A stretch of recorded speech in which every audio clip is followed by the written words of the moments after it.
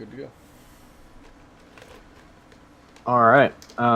So yes, last session, the party learned a lot at the library. And at the beginning of this session, pre-Taylor joining us, Maya and Trogdor completed some business, going down to the fruit stand and buying even more copious amounts of starfruit. All of it. As well as Maya doing a bit of research at the library, having kind of just been in awe of everything during your previous visit. She actually kind of composed herself and realized, oh, yeah, I should probably look some shit up. And as such, she actually managed to get quite a bit of studying in. She gained a much more advanced understanding of Gnomish to a point where any future attempts at learning Gnomish will actually yield double results, double progress. And she did some research into potion making that will also slightly speed that along. Nat 20 for the win! Indeed. So, Well, what language am I going to learn after Gnomish? Draconic. I guess I could learn Draconic. That would be a good one. So when Trogdor inevitably dies, we have someone who still speaks Draconic. I'm kidding. With these new spells, I ain't ever dying. so what you're saying is I should just throw all the encounters at you that I can think of that are like hard or deadly. No thanks. None of this easy shit anymore. That's No. See, that's the last thing a lot of people say to most rogues. Is I'm with these spells I can't die. Dead.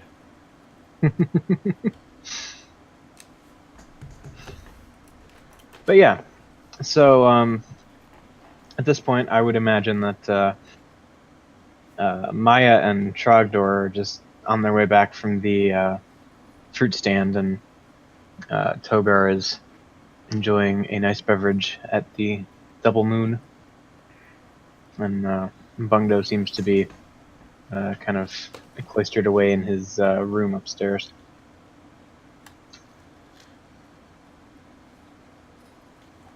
So what's everybody doing?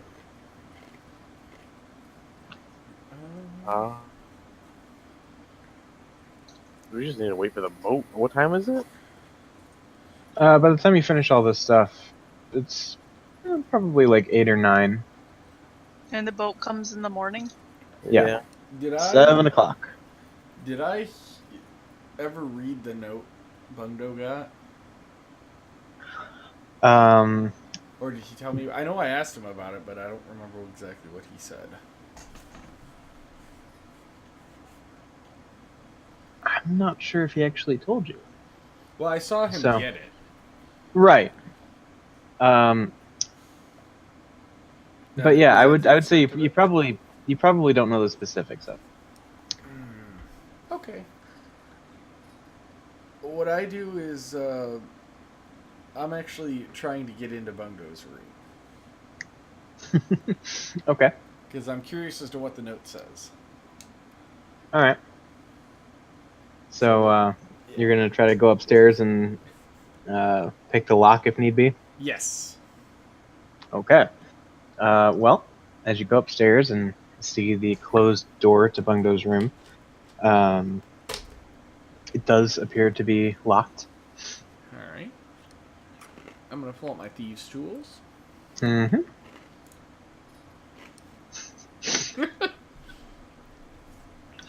With a series of loud, squeaking scratches, the metal on metal sound kind of just almost seems to echo through the hall. I mean, it's an old lock, man. Yeah, it is an old lock. It's kind of tough to make any headway here. But yeah, you're having some issues picking this lock.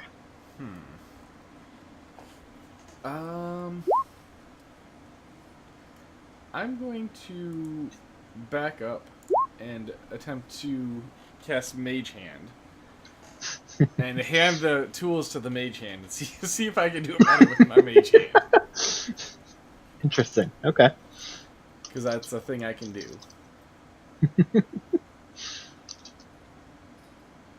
Yeah. So, should I make another check?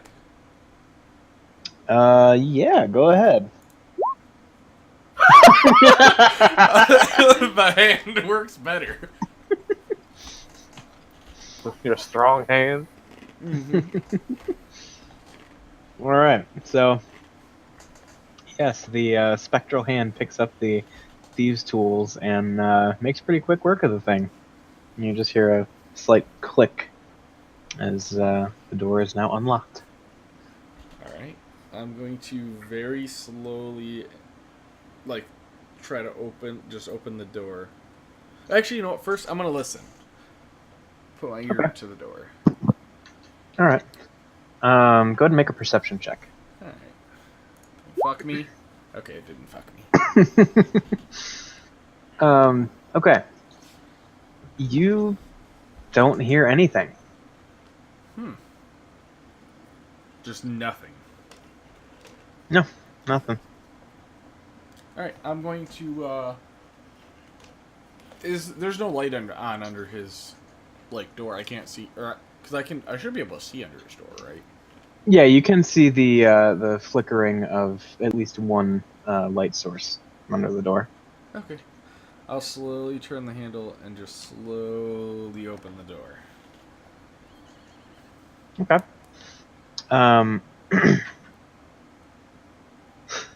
So, yeah, go ahead and make, let's call it a stealth check. Just for this whole endeavor here. Alright.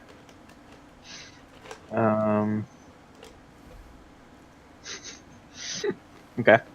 So, yeah, you kind of slowly crack the door a little bit. And you look in, and you see Bungdo just kind of sitting on like the edge of his bed, just kind of intently staring at something.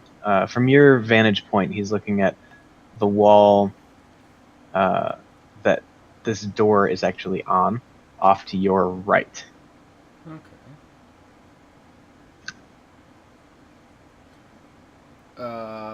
When I open, like, I'm gonna open it a little farther. Does he look at me at all, or is he still just staring intently at the wall?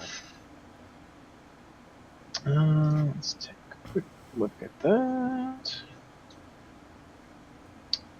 That going to be. Yeah, he does not acknowledge your presence. Alright, I'm just gonna open it up enough for me to get in, and I'm gonna slip in. And what I want to do is I kind of want to like open the door enough, and then just kind of slide in with my left hand leading, so that I'm facing whatever he's staring intently at. And as soon as I cross the door, I want to draw 2 daggers and get ready in case it's something bad. All right. So yeah, as you let yourself into the room, you see that Bungdo is sitting, facing and seemingly looking straight into the eyes of some sort of humanoid figure, wearing a cloak with the hood drawn over its head. Again, absolute silence in the room. You don't hear either of them saying anything. There are occasional gestures that would seem to indicate that there is a sort of conversation going on. I'm gonna try to talk. Is it, or just make it like a just make a noise. Do I make a noise? Yes, you do make a noise. Okay. And as a matter of fact, once you do that, they both sort of just look over at you and just says, "What are you doing?" I'm checking on you. your door was open, and it's not usually open. So I figured I'd check in and see what you're doing. I'm pretty sure I didn't leave that door open. Somebody did. He kind of gives you a stink eye. Anyway, Just kinda though. and I look at the strange figure. And I look back at Bungo. And I kind of like not tip my head towards it. The note? Yes. Okay. Play nice, you two. And then I kind of wink and close the door. And I will. Can I relock it with my thieves' tools? Or can I lock it? Yeah, you could probably like lock it as you leave, kind of thing. Oh, okay. Then I'll do that. All right. And I will go downstairs and drink because I think we're with a goddamn drug dealer. At this point, 'cause he has pulled out drugs at more than one point, and being in a room, hand gesturing to some random dude, yeah.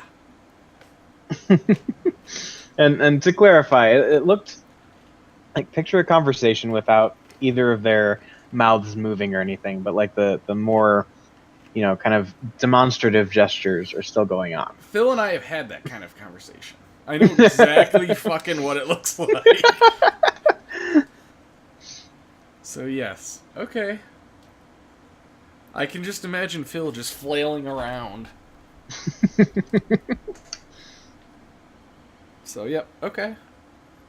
And was it like a human, or was it a humanoid, or? I mean, it certainly looked proportional to a human or an elf or something. Obscured by the clothing, probably quite intentionally. Yeah. But yeah, I mean, not out of the ordinary in that sense. And it didn't look like the cloaked figure that killed my brother, that I would know of, right? I mean, all you really have to go off of with the cloaked figure that killed your brother is it was a cloaked figure about the size of a human or an elf. So, in a sense, yes, it kind of did, but, not in a decidedly, holy shit, this is the one sense. Okay. There can only be one. Okay, good. Good to know. Yeah, I'll go back down and just drink. Okay. So, I would imagine around this time, Trogdor and Maya probably come walking back in.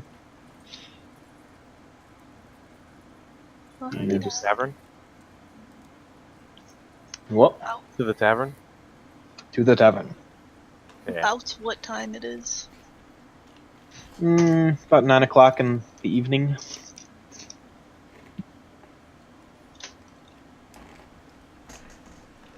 So, eat food, sleep.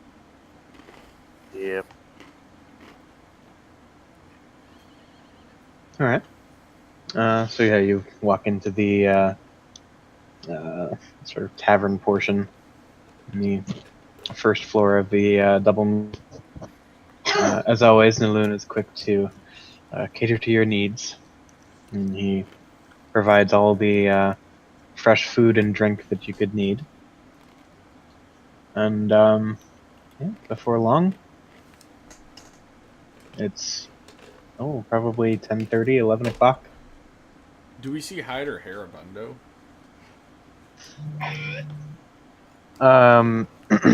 You do not see anything of Bungo, actually. Oh. Okay.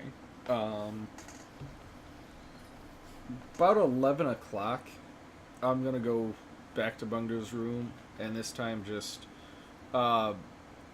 very, very, like, quietly speak just a single phrase in Thieves' Cant, and ask, "Are you still there?"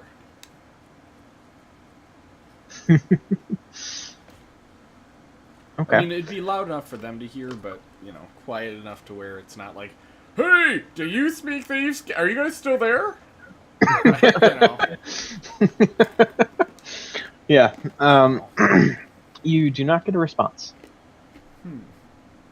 Check the handle. Is it still locked? Yes. Okay. Still light on? Yep. Okay. I will assume everything's going okay then. And if Trogdor and Meyer are still down there, I'll go back down. If not, I'll go to bed. All right. As you turn around, you hear from the other side of the door the faint sound of gnomish snores. Okay. Yeah, I'll leave him. I was gonna go in and blow out the candle, but I'll leave him. And yeah, like I said, if they're still down there, I'll go back down. If they are going to bed, I'll head to bed as well. I'm gonna go into bed. Okay. I Yeah. am mentally exhausted. Yeah, you did do quite a bit of mental work today. So, all right. So the party goes to bed, retires for the evening, and you all wake up bright and early because you have a ship to catch at 7 in the morning. Mm-hmm.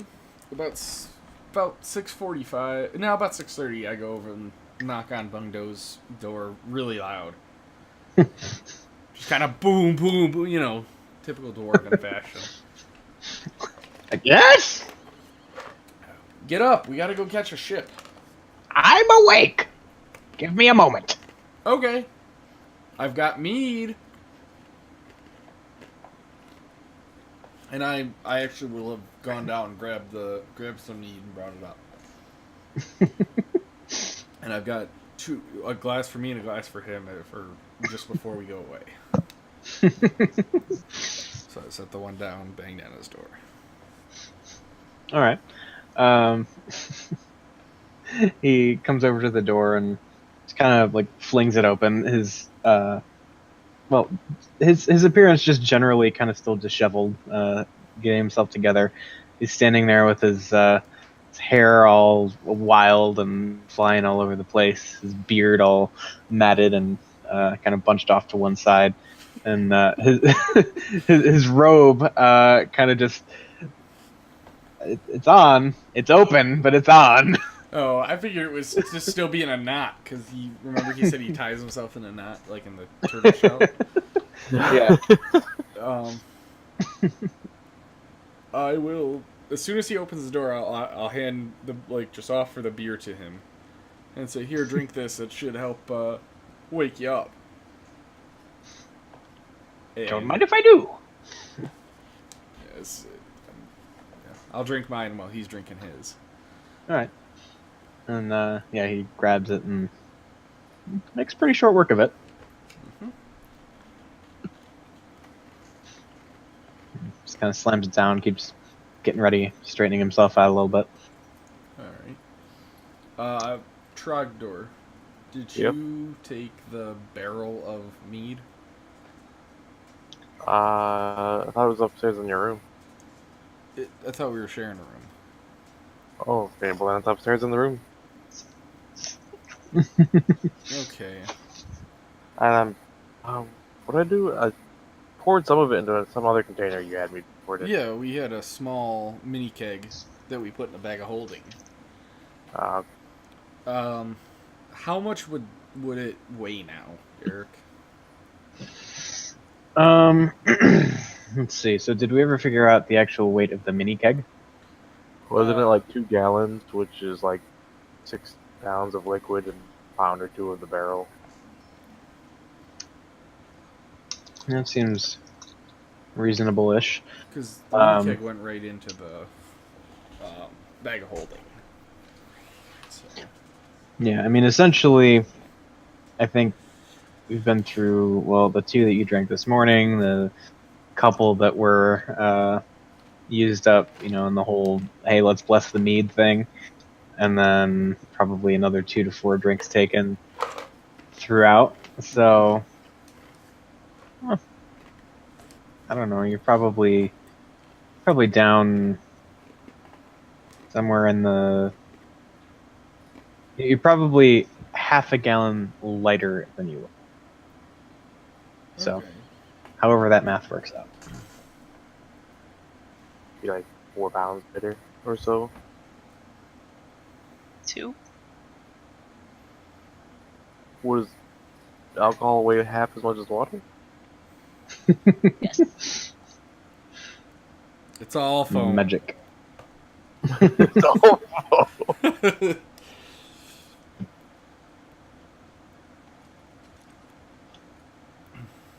Well, mean, it is that weighs something you 8 can- pounds in the bag of holding, so that's what it is. Now, what about the barrel? And is that something Trogdor can carry? I have the weight to carry it, but I got other shit to carry. I have the water barrel in the bag of holding.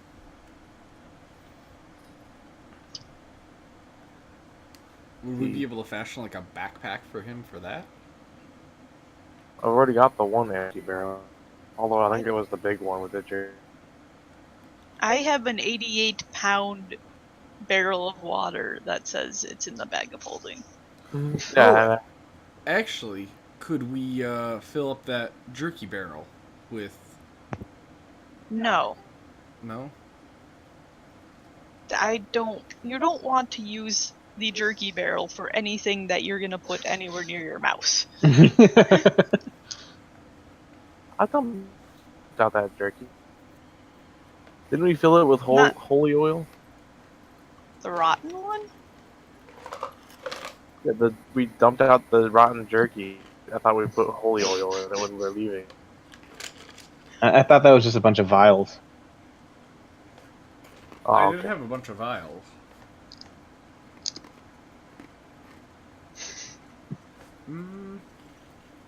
But yeah, the jerky barrel does still reek of rancid meat if you open it up.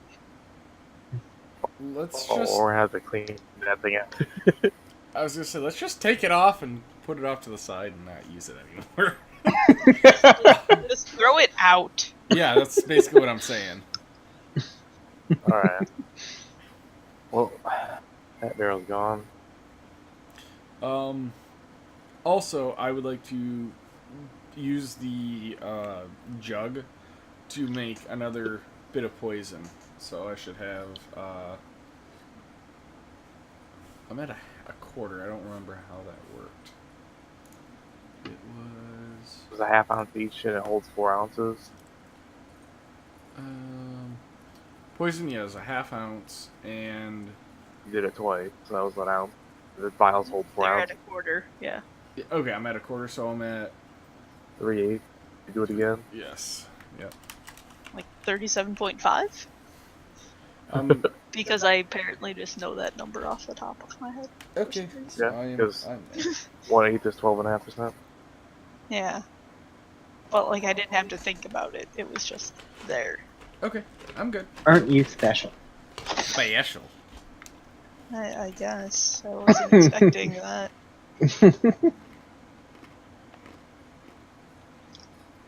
Yeah. So anything else before you depart this morning? I reach in my backpack, pull out my Santa hat, and put it on. Duly noted. Did I ever put that little bell on Kex that I had on my tail? I know you talked about it. I don't know if it ever actually happened. I think he wants it to happen. Yep. Okay. And how are you fixing this to Kex? Kind of like a collar. All right.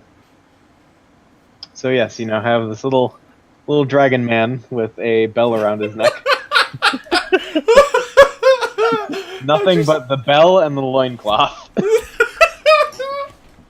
Maybe you should buy him a nicer loincloth. Or some armor. I could make him some armor.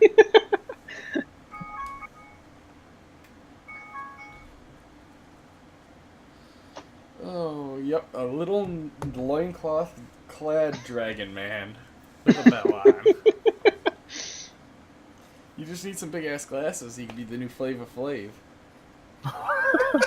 He has glasses and a clock hanging from his neck. Yeah, instead of a clock, it's a bell.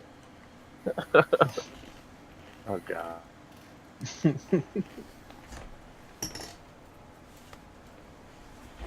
So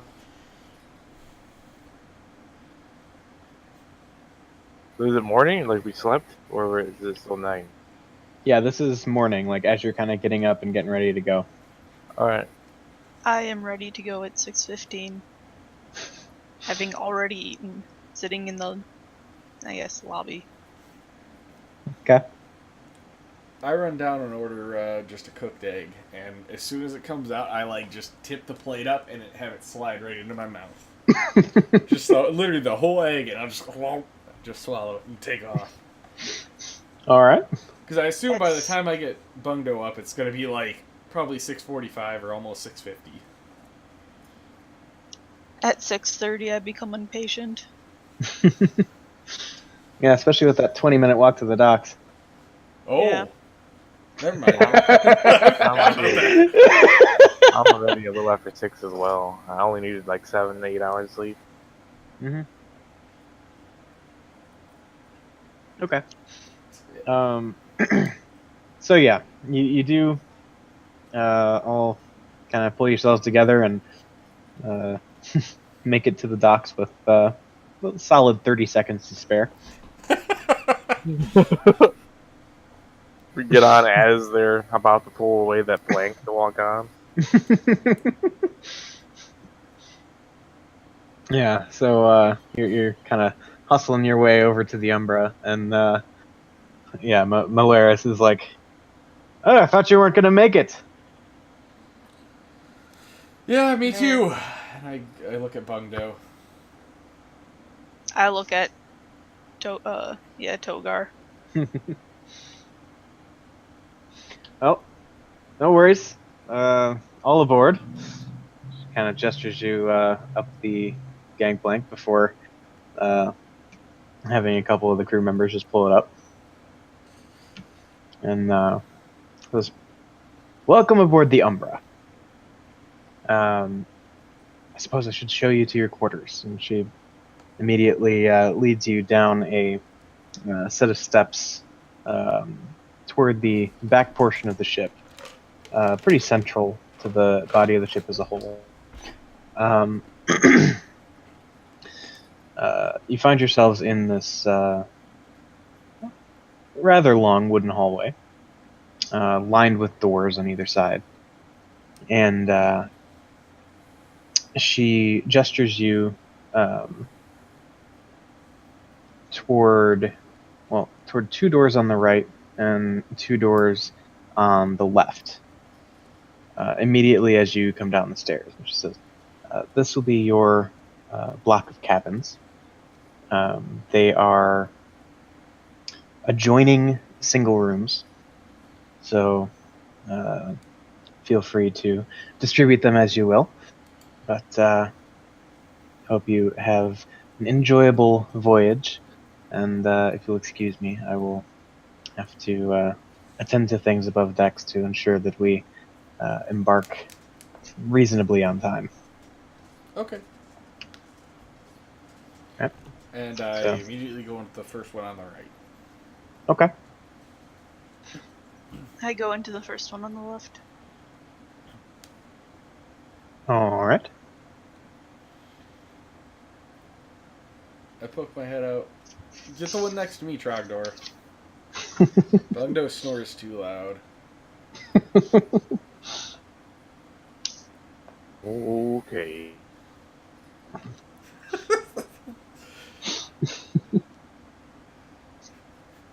And then, so what do we see? Well, let's taking note of stuff. Okay. Did Octa just die or something? She Yeah, you just haven't seen her. wandered off. Yeah, you haven't really seen her since you got back to Strassa. She just kind of disappeared after that first night at the double moon. I got her Okay. drunk, took the dagger, and she just kind of poof. She was upset. Well, she didn't notice. Well, she would have noticed eventually that Oh. the dagger was gone.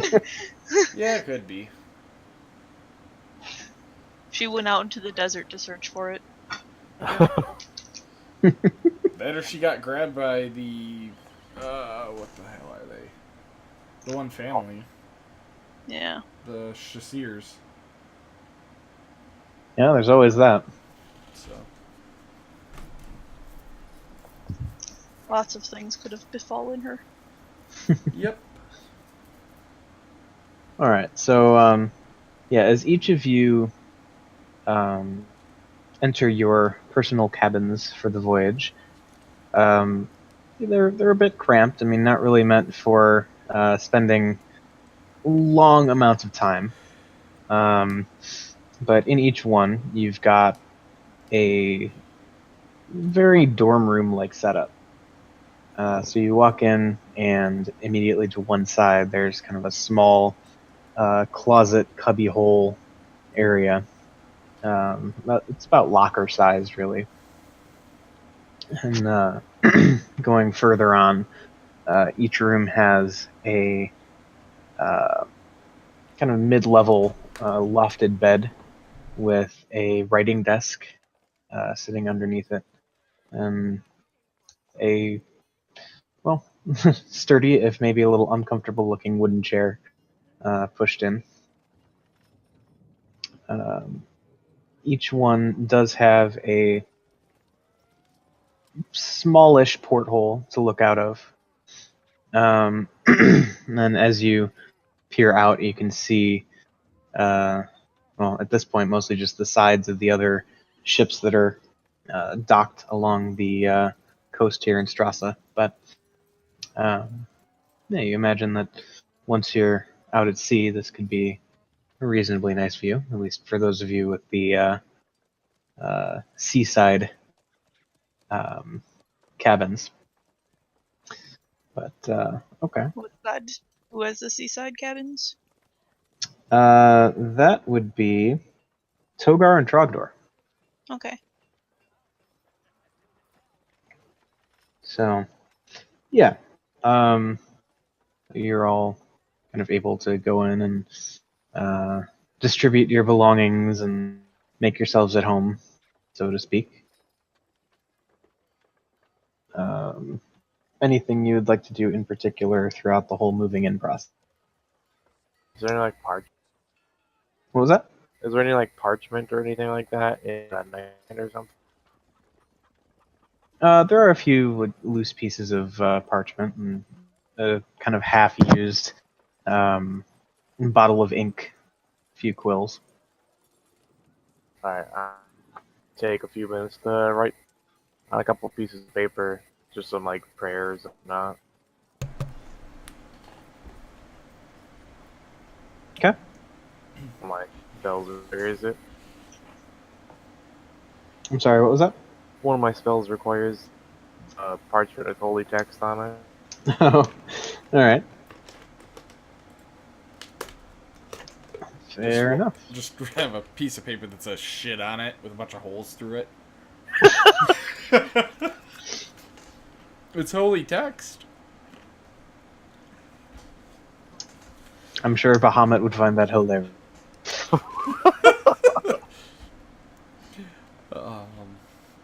You just need like a god like Loki or something.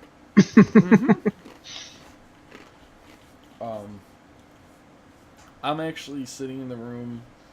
I know the ornate dagger is not necessarily attunable, but I'm just kind of... I'm going to attempt to attune with it anyway. Like, just to, get a connection with it. See if I can sense anything with that dagger. Okay.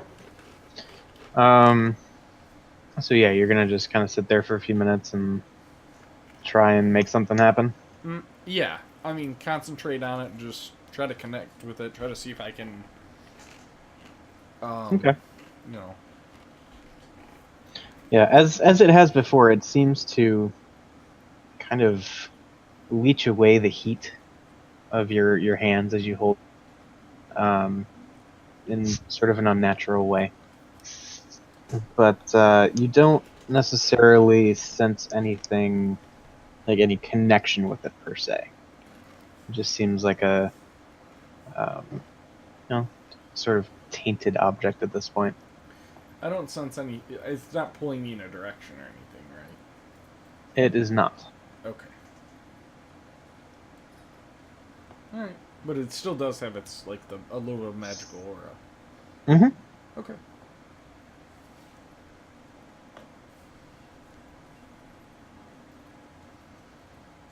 Anything else? Nope. All right. The bed and the desk are bolted down, right? Yes. Okay, good. Strange question. Mm-hmm. Potions are just vials, right? Or are they not? I mean, they're kept in vials. Yes. Okay. I mean, I'm sure you can keep a potion in a not vial. Yeah, but you know the standard packaging, I guess, so to speak, would be probably a pretty standard vial. Okay. So I am going to pull out my Bjelkesen vial and my Gobbledygook vial. Okay. And actually, I'm going to pull out an empty vial as well. I'm going to dump probably about half of the Gobbledygook potion in the empty vial and dump the other half as Bjelkesen.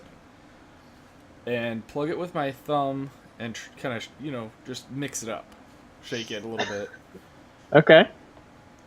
How does it look? It explodes. I'm not trying to foam it up. So Holy I'm just kinda, dissonance. huh? Holy dissonance.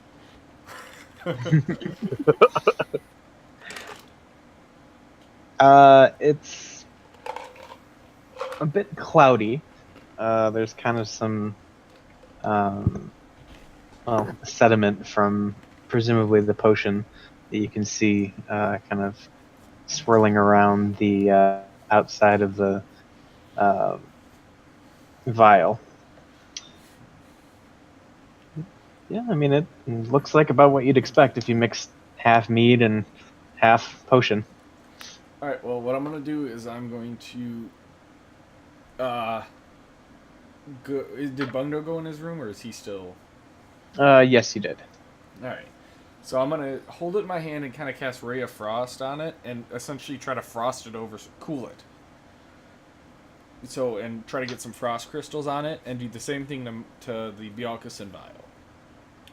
The rest of it, at least, that I have. Mhm. Or, actually, I pull the blessed one out. I'll put the half Bjelkesen back in, pull the blessed one out. Okay. And then I'll go knock on Bungdo's door. All right. Just, regular knock.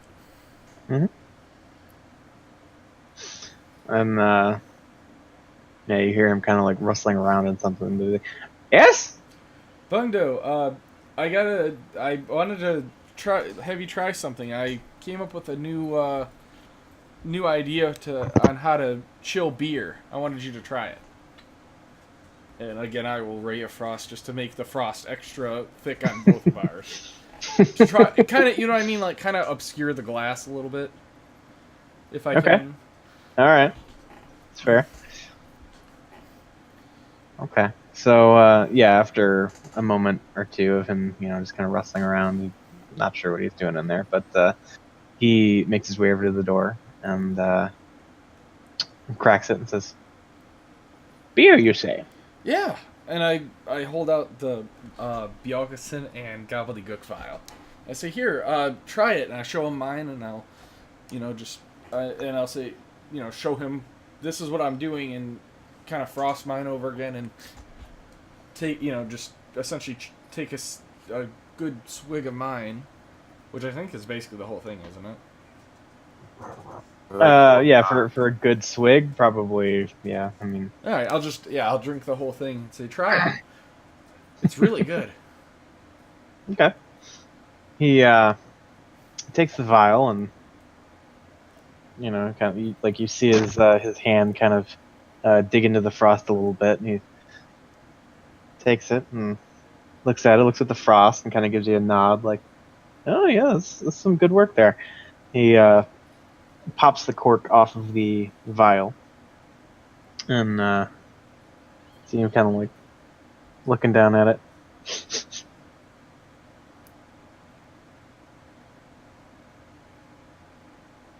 He kind of looks at you. What's wrong? You say this is just beer. Yeah, beer. Well, and the magic of the ray of frost. Yeah, it should be. It's the same thing that I had in mine. I had 2 vials. And then I'll sniff mine. Actually, this was the blessed vial. You got the regular vial.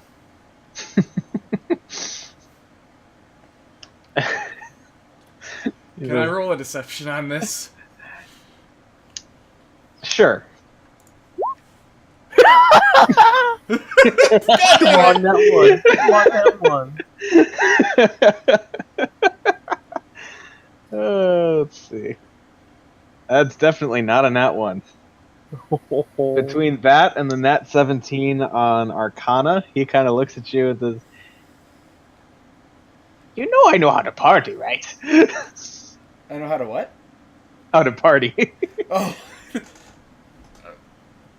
Yeah. We'll do this later. Fair enough. Kind of pop the cork back on. I'll actually reach in my pocket, pull out both the gobbledygook and the half gobbledygook and half the Alkacin. I'll dump them. I'll pop the corks, dump one into the other, pop the cork back on it, and kind of shake it, and show them that I'm gonna do it too, and put it back in my pocket. Okay. So. Just so you don't think I'm trying to fuck you. I rolled a 17 and an 18. Oh, it's fine. I believe you. I just wanted to see what would happen. I figured I might as well. So I know it's not like we're gonna be doing anything for the next day or so anyway. It's like a 2-week trip. Yeah, I know. That's what I'm saying. So this lasts a day. So. You could teach me Gnomish. You could come find me to learn. Yeah. Once, I don't know, I just set my stuff down on the desk on my bed and go up deck. Get the sea. Alright.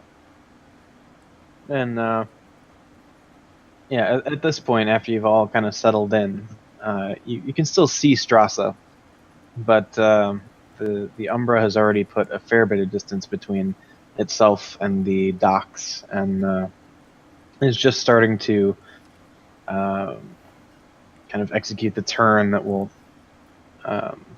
guide it up along the western shore of Acuria and to your first stop of Helmfir. Looking out from the deck, you can see just this vast expanse of beautiful blue ocean. The sun sort of just rising off in the distance, and the smell of the salty ocean air greets your nostrils as you just stand there and kind of take it all in. Do I see any familiar faces in the crew? Go ahead and make a perception check.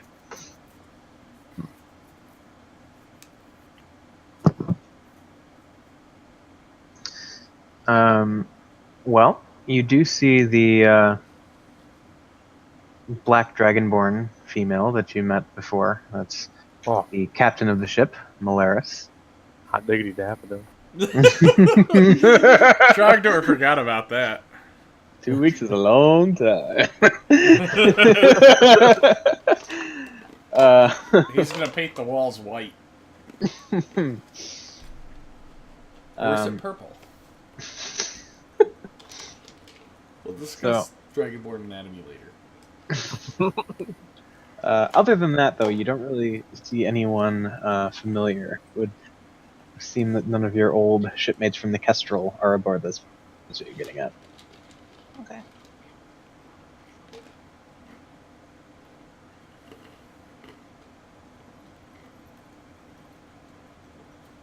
What's everybody else doing?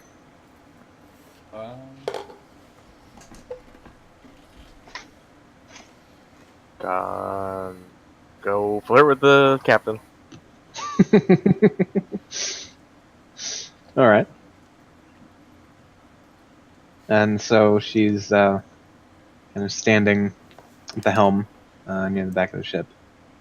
And Before he goes, I want to grab him and snag his shield from him.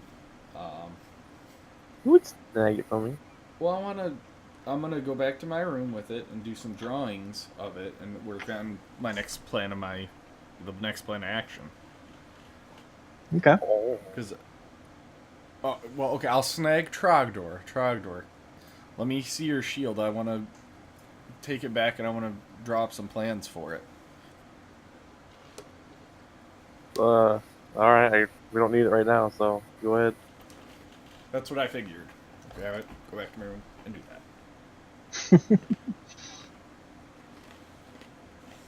All right.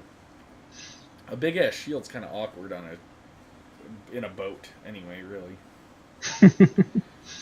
Yeah, and even more so in the personal size cabin, where the only work surface is really like one of those under the lofted bed writing desk kind of things.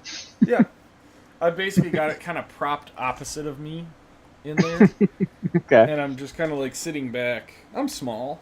I don't take up a whole lot of room. Less than the average sailor, at least. This is true. So it's a little cramped, but I can do it. How heavy did that shield become? Like, how much more heavier is it?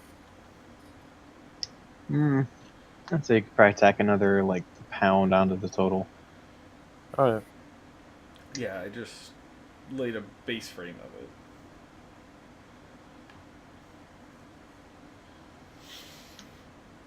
Off to the cap. Okay.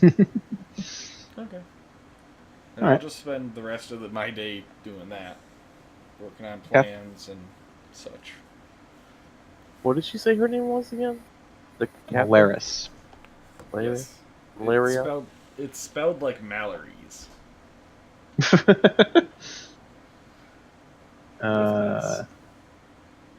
It's like the last entry in chat before this.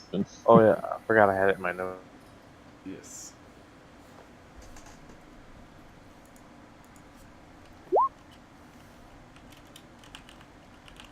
Can I find Bungdo and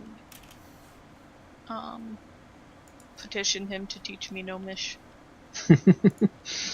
Sure, and I would say he's probably pretty open to the idea. Yay! Yeah. And Trogdor makes his way above deck. Yep. And finds Malaris at the helm. The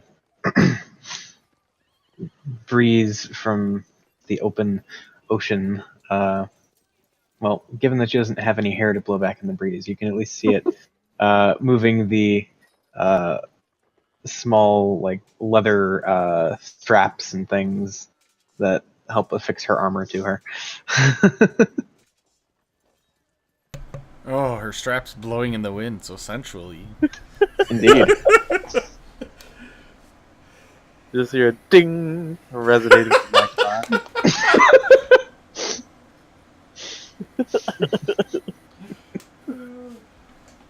Trogdor takes 1 point of bludgeoning damage. With Trogdor, you just hear. I just so happen to have a mason jar next to me.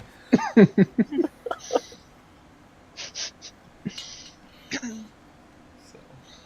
Yeah, she doesn't really seem to pay you any mind. She seems kind of used to the whole tourist thing. People just wandering around on deck, looking around at the ocean, and waiting for fish to jump or something. Like, that's just something you see every day. I'm gonna approach her and I'm gonna say, "So, how long have you been a captain of this ship?" Oh, going on about 6 years now?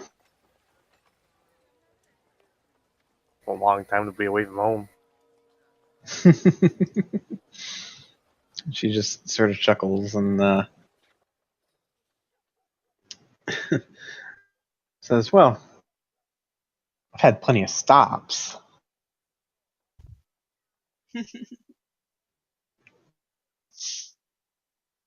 You looking for permanent residence? Can't say I've thought about it a whole lot.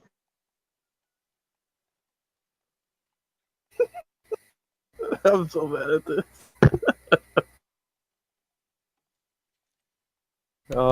You just hear in the background, keep going, your pickup lines are on point.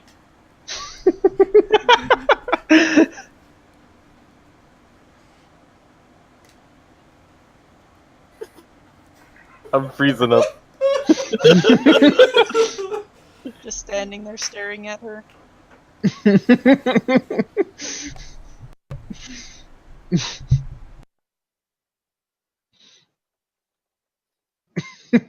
I guess my character is just gonna start sweating profusely. All right. She kind of like turns it around and says, well, how about you? You're pretty far from home. Yeah, I set off on a. Well, first off, I'm a paladin of Bahamut, and then I just maybe about a month and a half, 2 months ago, set off on a journey. Been going well so far. Well, that's interesting. What kind of journey?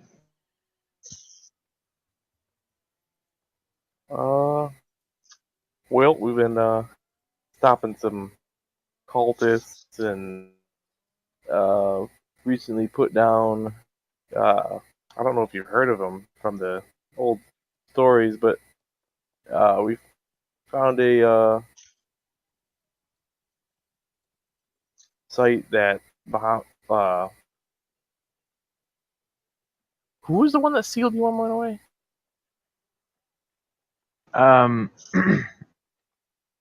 Best you can remember was probably Coriel, the one whose mace you now have. All right. So found a site where Coriel had sealed away Dormorn along with this mace, and I hold it up. And got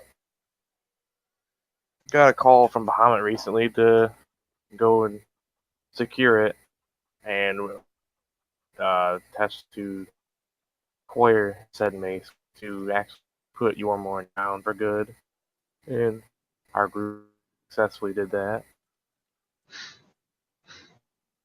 She, you can see kind of the raised eyebrow kind of look, like, really?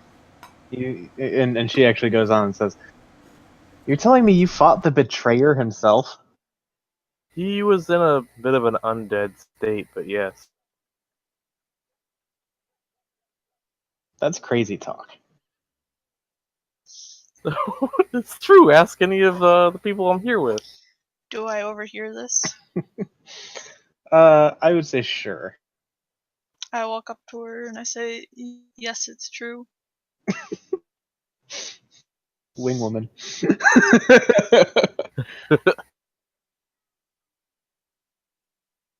She just kind of settles back and these are really strange times. Yeah, I Yes, they wasn't are. expecting doing such a thing until it was happening.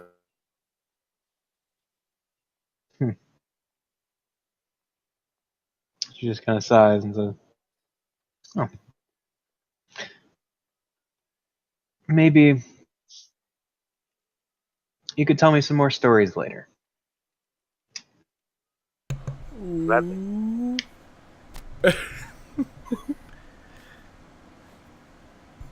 Damn. I'm gonna go find a bucket of water.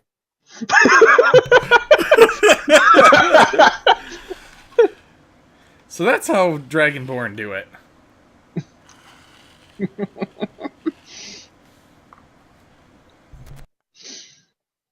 Okay.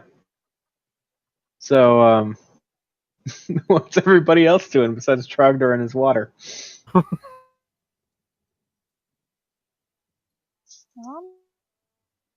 Just, I mean, we've got gnomish lessons going on. All right. Smithing. Or, well, planning for smithing. Yeah, I'm chilling down there, just drawing up plans. Okay. Is there So, any way I could like bless the ship?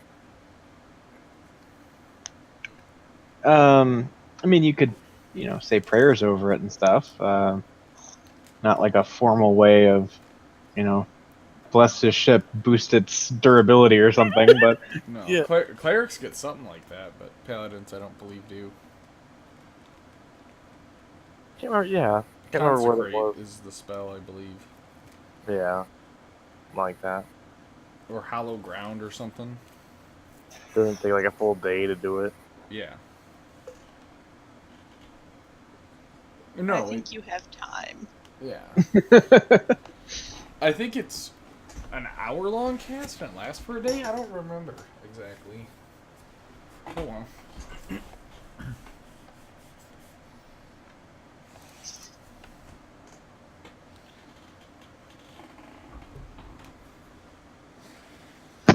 okay. Well, so the rest of the day kind of goes on pretty uneventfully. Um, Clearly, by this point, you're kind of just out in the ocean. You can see land off kind of to the distant right, but everything everything in the immediate vicinity is just open ocean. Um, the waves kind of just rock the ship gently back and forth, well, up and down. And you kind of just coast your way through the seas for the first day into the first night. And, well, for the first time in quite a while outside of proper settlement or anything like that, you're able to all sleep at the same time, not have to worry about taking watch. Yay. Yay! And I as still want to cast a perception check. feel free to look around the open ocean around you. Yes. Okay. Does he see a dolphin? I see a seagull. You see a couple look to be just like kind of random pieces of driftwood floating around. I glare at them. Looks to be driftwood. I glare at Yeah, them. you know. I'm watching you.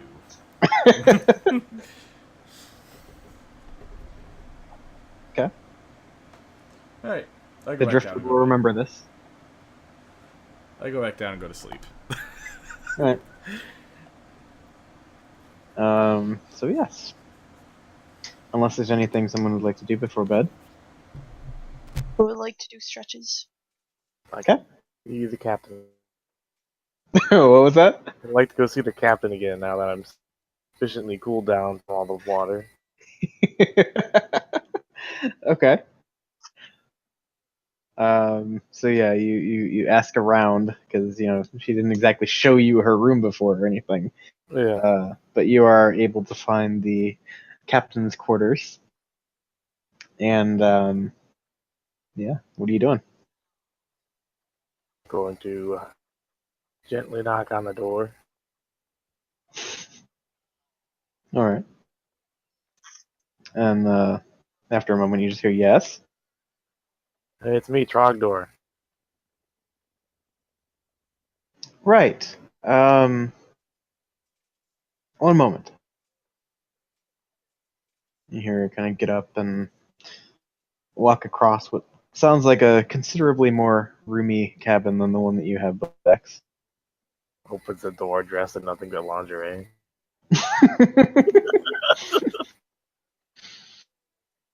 um, she comes to the door and opens it just kind of enough to poke her head out or whatever.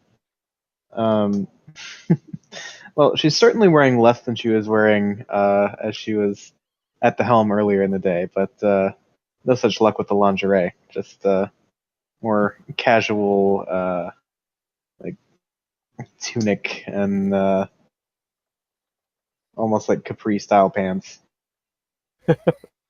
um, she's just like, "Hello."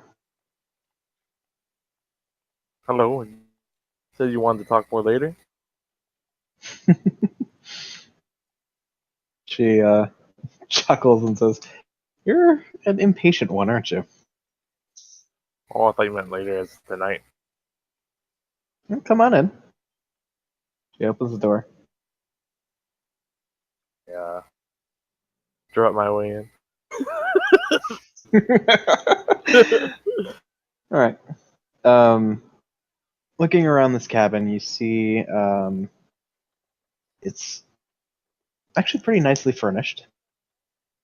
A set of like dark, almost black colored wooden bedroom and off furniture kind of decorates the place. Lots of reds, a little bit of gold, both the color and a few trinkets kind of interspersed throughout the area. It seems like her quarters are pretty self-contained, for lack of a better term. It looks as though she has a small pantry set up on the wall, and Yeah, a mini house for a room. yeah, it's pretty tight for a house, but still room for like kind of all the basics.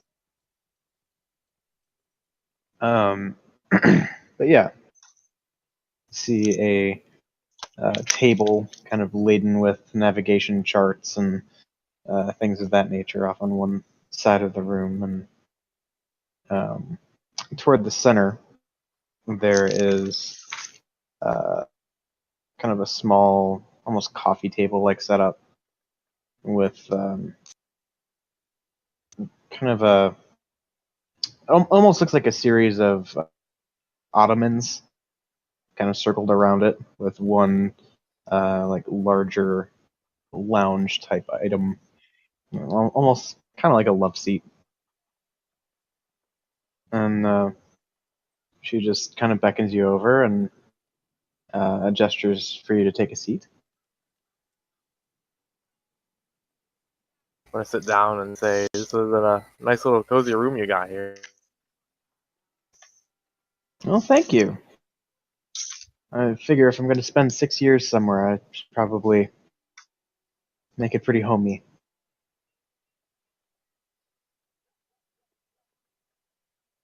Room for one more. Is this something that Trogdor says? Yeah.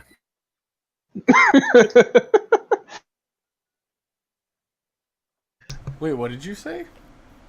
I said room for one more. Oh, Ew, God. what? Alright. She sort of chuckles and says, aren't you a man of the church? No, I didn't take a vow of chastity. Interesting. Says, can I get you a drink? Uh, Oh.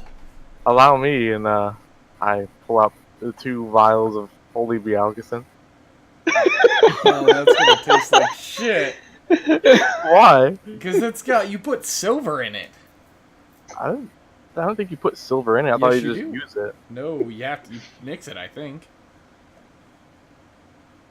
I mean, that's what I would Eric. assume the silver's for. I thought it was like a ritual. Assumed silver. Yeah, I mean, it does actually say it's consumed, so in that sense, that would mean it's not salvageable. So, I would say it's probably pretty standard Bjelkeson with, well, a holy twist. Oh, okay. I thought somebody had mentioned that he just ground up silver and put it in there, and that was what it was. So I pull out the 2 vials and I hand her one. Interesting drinkware. We had some Bialkacin and I wanted to try something, so I decided to bless a little bit of it. You want to try it with me? She kind of looks at it and gives it a sniff. She kind of like just touches a little bit of it to her tongue. And says, "All right." Kind of holds out the vial, almost for like a toast kind of thing. I gently clang my vial against hers. Gently clang. I don't know the word to use. Clink. Yeah. Nope. Clink is a good Clang! As both your vials shatter. They they're- just start vibrating. Tuning fork style.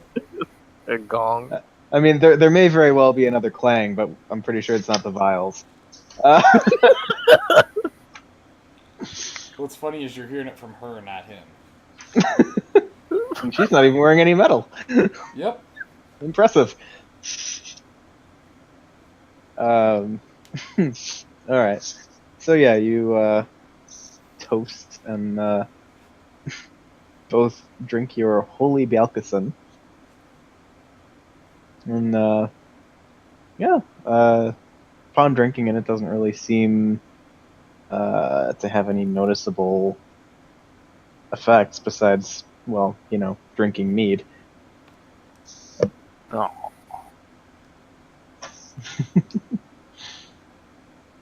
But yeah, she downs it and not bad. Is this some of that northern stuff? I believe so. The answer is yes, but Yeah. um, I can't say I've been up that way a whole lot. Mostly just running the west coast and stopping off at home every now and then. Yeah, as far as I've gone is Drake's Landing. Well, I would say the farthest you've gone is probably Strasse. Or are you talking about to the north? Yeah, to the north. Well, yeah, Drake's Landing's pretty far up there. It's the last sort of stop before you have to round the coast, and I've heard some interesting stories about things that go on up there. Not really territory I'd like to delve into myself. Yeah, that's where the cultists were. Thankfully, we took care of those. They tried bringing into some giant demigod worm thing named Charybdis. It was huge. Thankfully, we stopped the ritual before it fully came out. Seems like trouble just follows you everywhere you go. I just happened to run into it.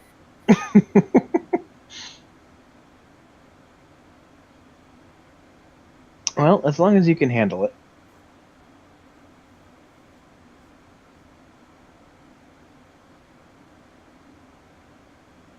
I reach into my bag and I pull out my last 2 starfruit and I hand her one. Where's Cax in all this? On his shoulder. No. Left him in the room. Okay. Or to wander the boat wherever he feels like going. All right. Wow, that's gonna end badly.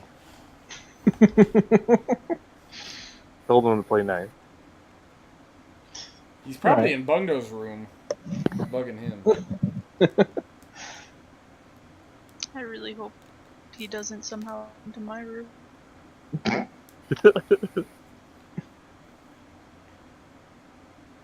Creeping in your windows. I don't have windows. You have a porthole. What's it do? The outside? I thought you said only the other people had double to No, the you outside. everybody has portholes. Just I was talking more about the facing of the ship. Okay. So like yours is more the inland view, where the other kind of out on the vast open ocean. But yeah, What's the inland view? I'm confused. you can still see land off in the distance. Okay. But yeah. Okay. Anyway, Oh, okay. Okay. I understand what you're saying now. yeah. All right. So, yeah. So you are. What did you say you were getting out? Pulling out 2 star fruit. Okay. Hand her one and ask her if she's tried it star fruit before. She kind of looks at it and says, "I think so. I think I had some back home." We have this back home? Where have I been living all my life? She just sort of chuckles and takes the star fruit and uh, bites into it.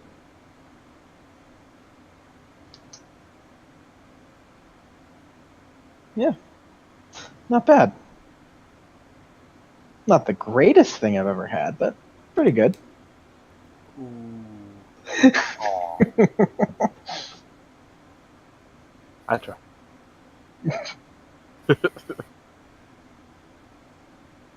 Everything else to drink, I can pay for it. She says, "Oh, no need for that," and walks over and grabs a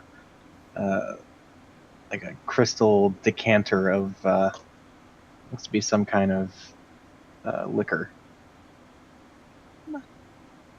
Rum. Yeah.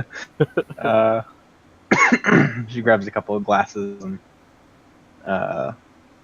brings all that stuff over and pours you each a drink and holds one out to you and just says, "To new friendships." Hopefully long lasting. Clinking against her cup.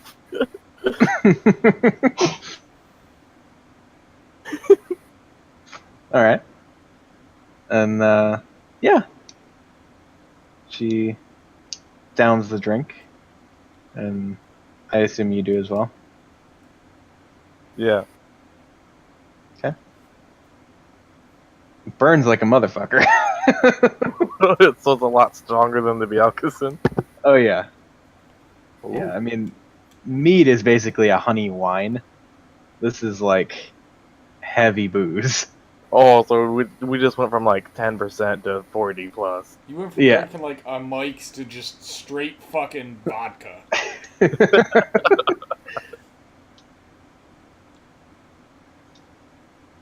Or like spiked hot apple cider or something. Yeah. So, well, let's not belabor the point, but I would say things went well. Did I make it to third base?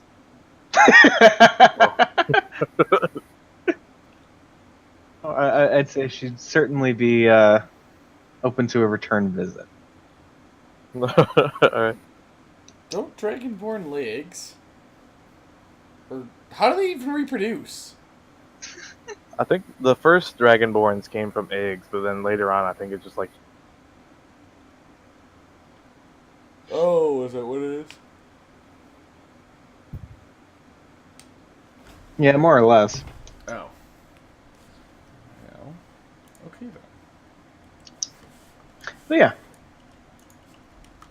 Did we drink enough to get drunk?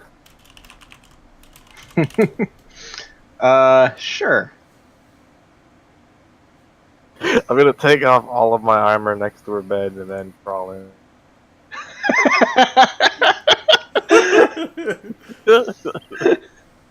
Fade to black. No juicy details? We're not going R? Well, I will say that when somebody decides to knock on Trogdor's door in the morning, there is no answer.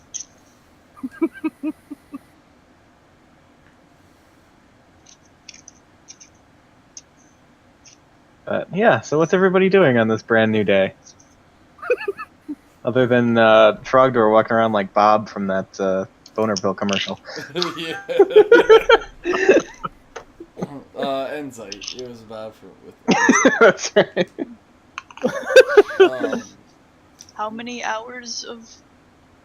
I'll just ask you at the end of our session of hours of Gnomish. Okay. That's fair.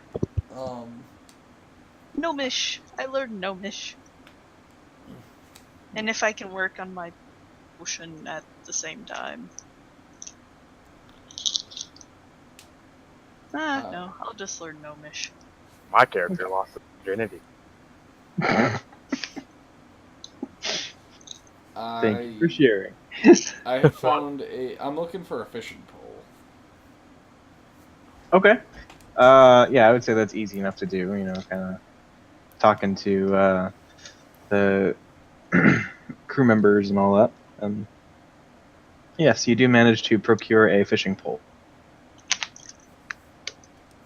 Okay. I'm going to go fishing. Okay. I would say Bungdo probably joins you for that. You know, he has a certain proclivity for that. Maybe a little unconventional. I pull out the gobbledygook and Bjelkesen vial that I have and kind of shake it. Want to do it? He kind of looks over at you and... fuck it. Okay. Glug, glug, glug. Drink it. Well, now that I'm not learning any Gnomish...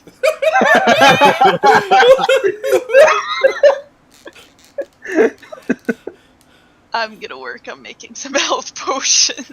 You actually would have no idea as of yet. It's just me and him. Maybe they're just speaking some very advanced Gnomish. So, I look at Bungdo, and I ask him if it's working. Well, oh boy.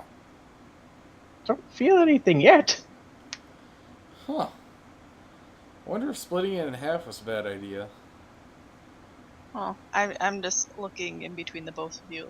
Like, Oh. what is working? Oh, hi Maya. Nothing. I mean, I was learning Gnomish from you, so... From me? I said I was going fishing this morning. Yeah. But Bungdo's fishing now, so... Now I'm in between the two of you, learning Gnomish from Bungdo. Yeah.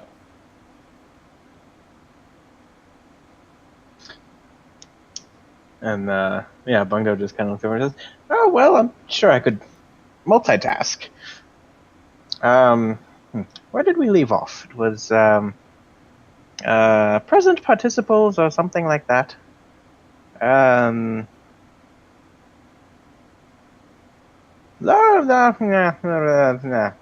just kind of starts mumbling like Ozzy Osbourne.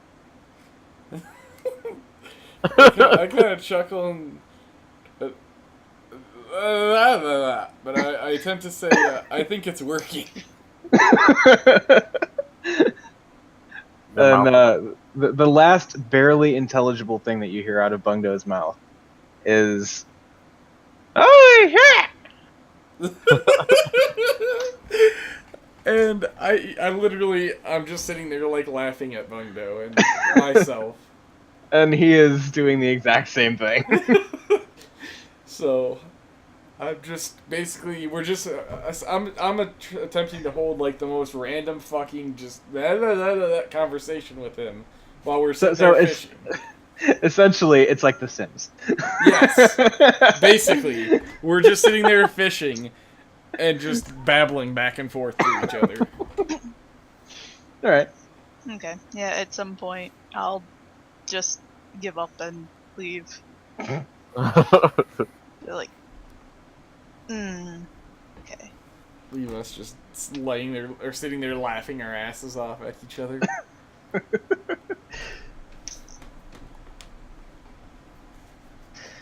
Yep. So that's a thing. I think that lasted for 24 hours. Let me take a look. But you split it in half. It is 1d6 hours. Oh. So 1d6 divided by 2. Unless you make it at the same time. I would say, given what I rolled, it would be an hour and a half. Oh, okay. So after about an hour and a half, I'm just blah, blah, blah, blah, blah. And then I said I fucked your mother. Whoa.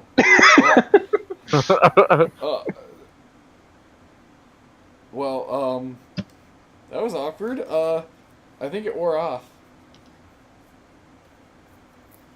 Really? Oh, so it did. Well, that was fun. We'll have to get ourselves another one of those and maybe try to get Trogdor with us too. Indeed. So, at this point, have either one of us caught a fish? No.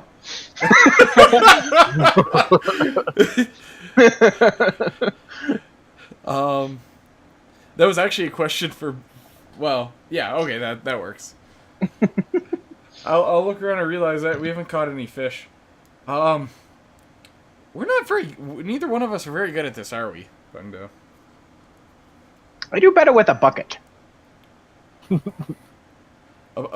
know what? We'll have to talk later.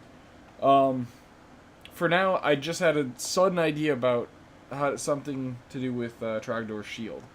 I gotta run down and mark that up. Right. Well, you do that. Plus, we do have to talk about the business idea later, too. Of course. So, okay. And I'll run downstairs and go to my room. All right. And shut the door and I'm essentially drawing the mountable gauntlet. Okay. So, rough plans for that. Mm-hmm.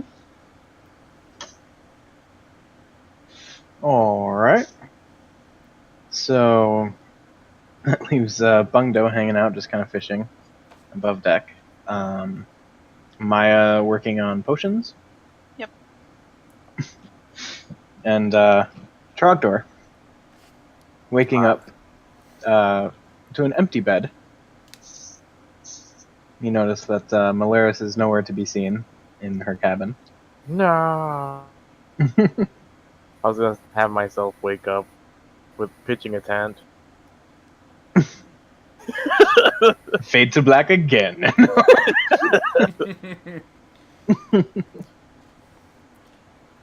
Easy there, you sexual stud, ya.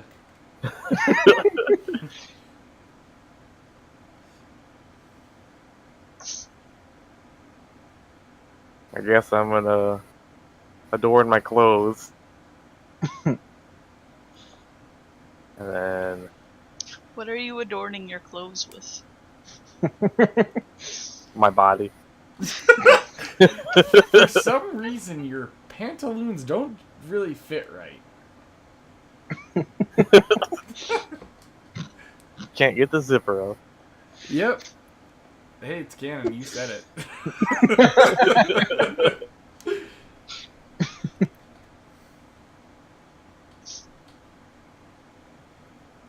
I guess I'll put my clothes on and then leave the room. Okay. Cleaning any mess I may or may not have made. The mess you inevitably made. All right. You notice a few side-eye glances as you emerge from the captain's quarters, but yeah, overall things seem pretty normal, pretty peaceful on board the Umbra today.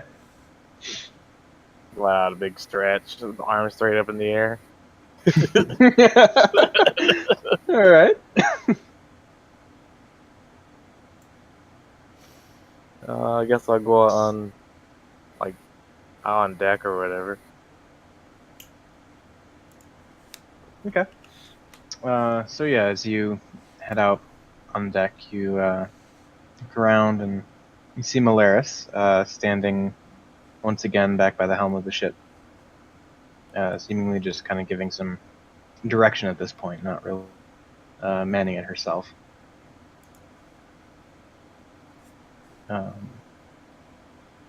Otherwise, it's pretty slow this morning. You do see Bungdo kind of sitting near the edge of the ship with a fishing pole, and just maybe 2 or 3 other crew members above board.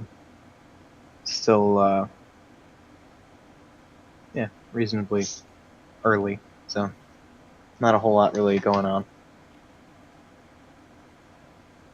I don't know if it would be awkward to approach her or not. You can certainly try.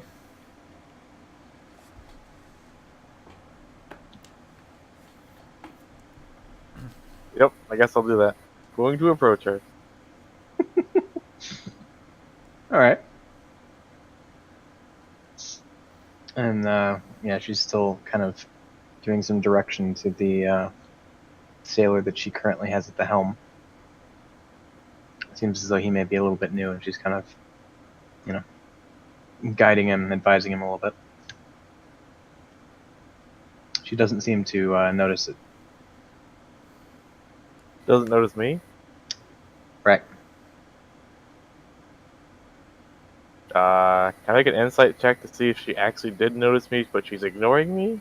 Like, she feels awkward or something? Yeah, go ahead.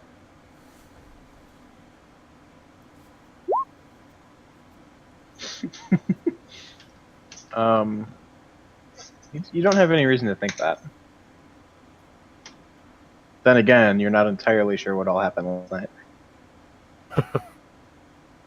Oh, gee. I'm just gonna lean up against the railing. Not trying to bug her. I'll just be nearby. Okay. And You don't want to be awkward, so be awkward. Yep. all right, so she continues on, kind of explaining stuff to the other sailor for another 5 or 10 minutes before eventually looking satisfied with her educational progress today. She kind of turns around and says, "Oh, you're awake." Yeah, I got up a few minutes ago. Sorry if last night was awkward. She kind of chuckles and says, "Well, I mean, I suppose anyone's." Well, she leans in. First time might be a little bit. You did all right. They're so casual. Going to have to get more practice in later.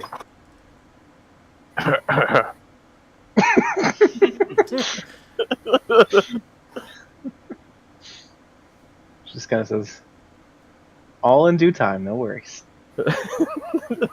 Okay. You need help with anything? She says, "No, don't worry about it. You're, at the end of the day, a guest here and one of my customers, no less. So feel free to just enjoy the voyage, and well, if I need anything, I'll let you know." Alright. And I guess I'll walk off into the sunset. Into the sunrise. Straight over the edge of the boat.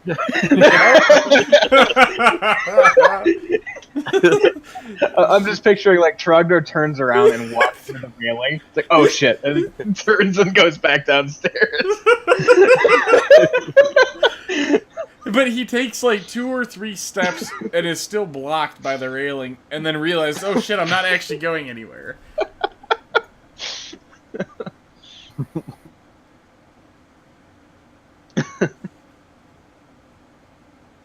I guess I'm just gonna go stand around on deck. Okay. Any goals other than, well, the obvious? I don't really have anything else to do except wait for the trip. Okay. So, Once I do that, I get bored and I come out and start throwing acid splash at seagulls. okay. Go ahead and make a few attack rolls with acid splash. Alright. Get my mouse to work. Oh, they're... That's not right. Well, that is right. But the dex... The DC 0 is not. It was... Oh, really? I thought that was it. It's a 14. A DC 14. Let's try that again. Alright. There we go. For some reason, Okay. it turned off my casting thing. Alright. So, let's see.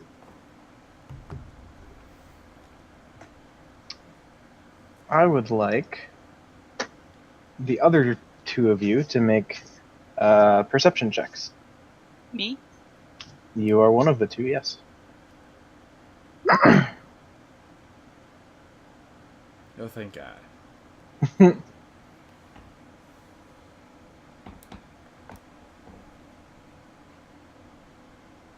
Brown. What? Perception check? Can you just have a nat 1 since his perception... his real life perception check. Yeah. He failed his real life perception check. Oh, no. Tiffany saw me sound good. I'm just used to there being more people, which is why I asked. Me? Okay, so as Trogdor is just kind of milling about above deck, he just hears. What the fuck is that? And as you look up to see what the hell is going on, you just see a partially dissolved seagull on a downward trajectory, like headed toward the back of the ship. I'm gonna head towards it and see what happened. Did Bundo see it? He did, and he's just he kind of just watches it. What the hell is that? I'm surprised he's not out here doing it with me. He's still fishing. Yeah, fair point.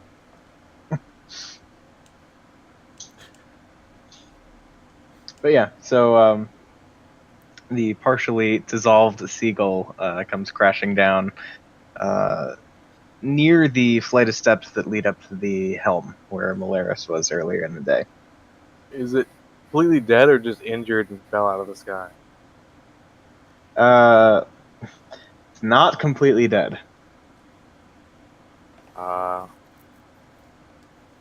Going to cast. Do.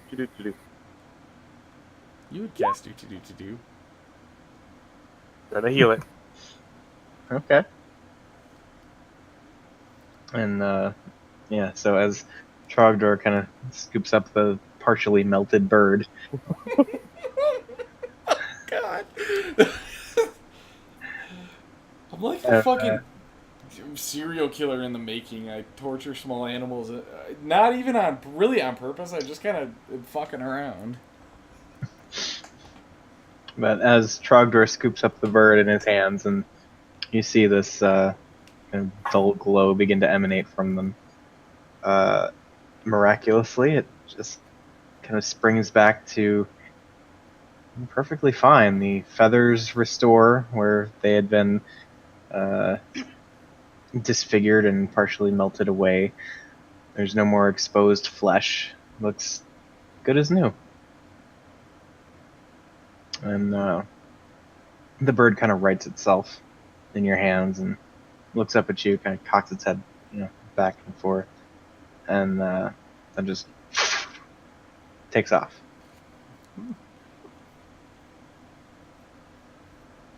I wave bye. Don't do it.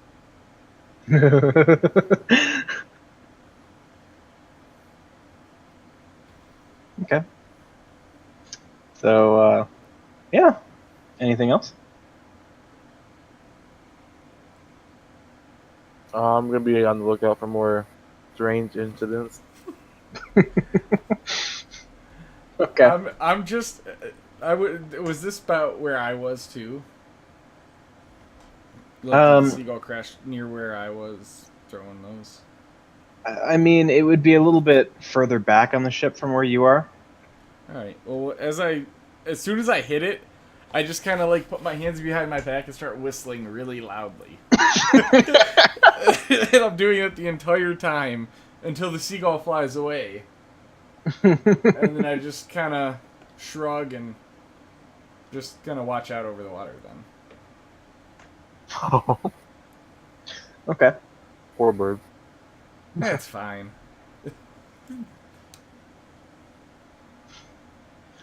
All right. Anything else anyone would like to get accomplished? Pinch Polaris on the app. Wow. I'm just kidding. Or are you? Okay. So, yeah, the rest of the day goes by pretty uneventfully. As the sun is kind of setting over the ocean to the west, across where Trogdor knows his home continent of Drak to be. Those of you who are above deck notice that there's a significant increase in the amount of driftwood and debris seem to be coasting by the ship as you continue on your way.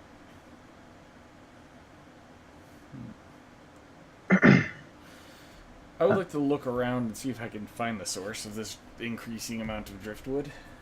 Okay. Go ahead and make a perception check. Did it? Oh. Okay. Yep, no, I don't see shit. Yeah, I mean, you see a lot of wood. Yeah. Nothing visible really on the horizon or give you much of an answer as far as where that's coming from. Let's see. Hey, Maya. What's with... You see all this Who else driftwood? Yeah. Where's that? I wonder where it's coming from. I can't find it. I guess I will try and look.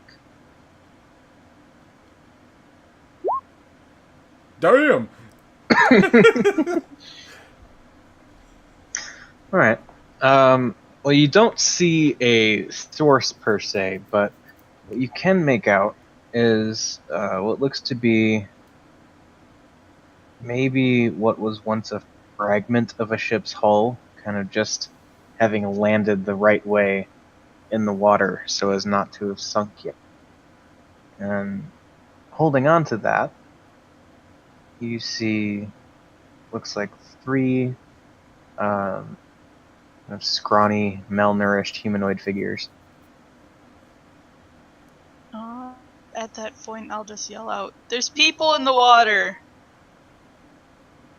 All right, and yeah, the crew kind of springs to action. Someone runs to grab Malaris from below decks where she is at the time, and upon being caught up with the situation, she says, "Well, get to it. Get them on board." And the ship is kind of guided so that it's able to at least pull somewhat adjacent to the individuals out at sea, and you see a small lifeboat being lowered down from sort of a hatch that's opened up on the side of the ship. Um, the sailors head over and kind of guide the forms onto the lifeboat and return.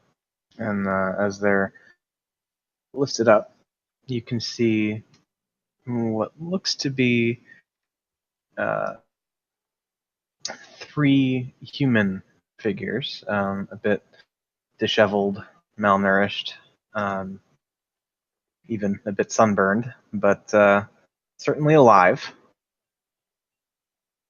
And yeah, not in the greatest shape. I'm gonna wait.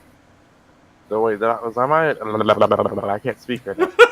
I know what you're thinking about. Trogdor, literally. I think I'm the one that took the gobbledygook potion.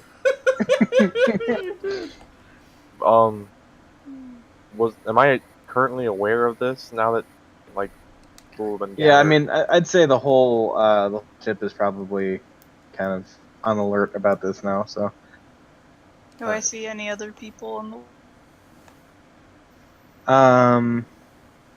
no, you do not. And with your keen eye, you think you probably would have noticed. I wanna approach the group of people and heal them as much as possible till they're full health. Okay. So yeah, you approach and you see looks like a pair of human females and one human male. His beard kind of disheveled and looks as though they've been floating for a bit. Um, but yeah, so as you kind of approach and let the crew know what's going on, you're able to approach and cast your healing magics on them. Do they have any diseases? I mean, it doesn't appear that way. Alright, I'll just how much would it take to full heal all of them with lay on hands? I have You have what? 30 points. Let's see here. I mean, they probably need food and water more than anything. That would certainly be helpful. But still, getting your sunburned healed. Yeah, I mean, 30 points is certainly enough to heal pretty much any standard human, really. As long as you're not talking about an adventurer. You think all 30 to heal them? I would say probably burn through about 20. Alright. We don't recognize them, right? I mean, Like, you could huh? check them out, see if there's anybody familiar to you. Yeah, I would like to do that then. Okay. So yeah, you approach and taking a look, you see a bearded male, kind of medium hair, like light brown. Doesn't really look like anyone you recognize. Okay. Second one is by the as the sunburn kind of subsides, you can see that she is a very fair-skinned human female with long, almost black hair. Again, not a familiar face. And finally, you see a another human female, kind of medium length brown hair, darker skin, not like dark, but just more tan. Um, Also, not a familiar face. Okay.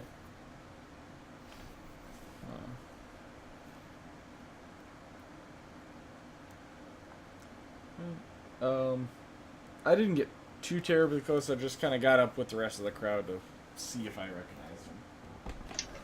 Yeah, I'd say it's pretty apparent, especially once the healing is done, and you can kind of make out what they actually look like rather than just being beet red. Okay.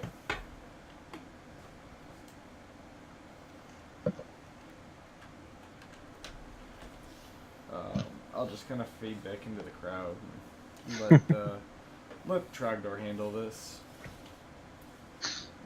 All right, and yeah, as Trogdor finishes up his healing, the rescued people kind of spring back to more vibrant life, at least. I mean, they were alive, if borderline catatonic.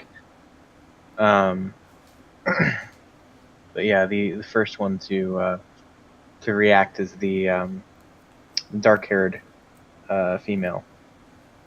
Oh, well, thank you. But where are we? 2.5. Huh? Oh, sorry, I was talking to me. Been what, a day and a half, 2 days? Yeah, just under 2 days. We're probably getting close to the first stop. Or no, No, we gotta sail south all the way around. No. Or no, I'm sorry, I'm thinking of the wrong thing. We're like 2 days north of Strassa. so we're probably near Brill, Oh possibly. yeah. But I don't think I would know that unless I'm familiar with the map. I mean, you probably have at least a decent grasp on how long it would take to get from point A to point B, kind of thing. So. The captain knows. So if she's there, she can answer. I look over him. Wait, she there? The captain? Yeah, she is kind of overseeing the crew as they, as they've been bringing the lifeboat back up, kind of evaluating them as best they could before you came in and just healed them up. And yeah, at that point, she does chime in and just say, "Oh, we're about 2 days north of Strassa, maybe a day outside of Brill." And the young human girl who'd spoken up just, "Oh, well, thank you. I'm not sure how we ended up here, but well, I cannot communicate my thanks enough. Clearly, without your intervention, we would not be long for this world." And she kind of looks over at Trogdor and says, "And you, a paladin, right? Yes, Paladin of Bahamut. Thank you so much. You've saved me and my companions today." No thanks is necessary. Just glad to help. And she just kind of nods and turns her attention to the other two that she was rescued with. They seem to be coming to as well, though not as prompt in springing back to life. You can see them kind of taking in everything, seeming a bit disoriented, but overall looking to be in pretty good health. Should give them some star fruit.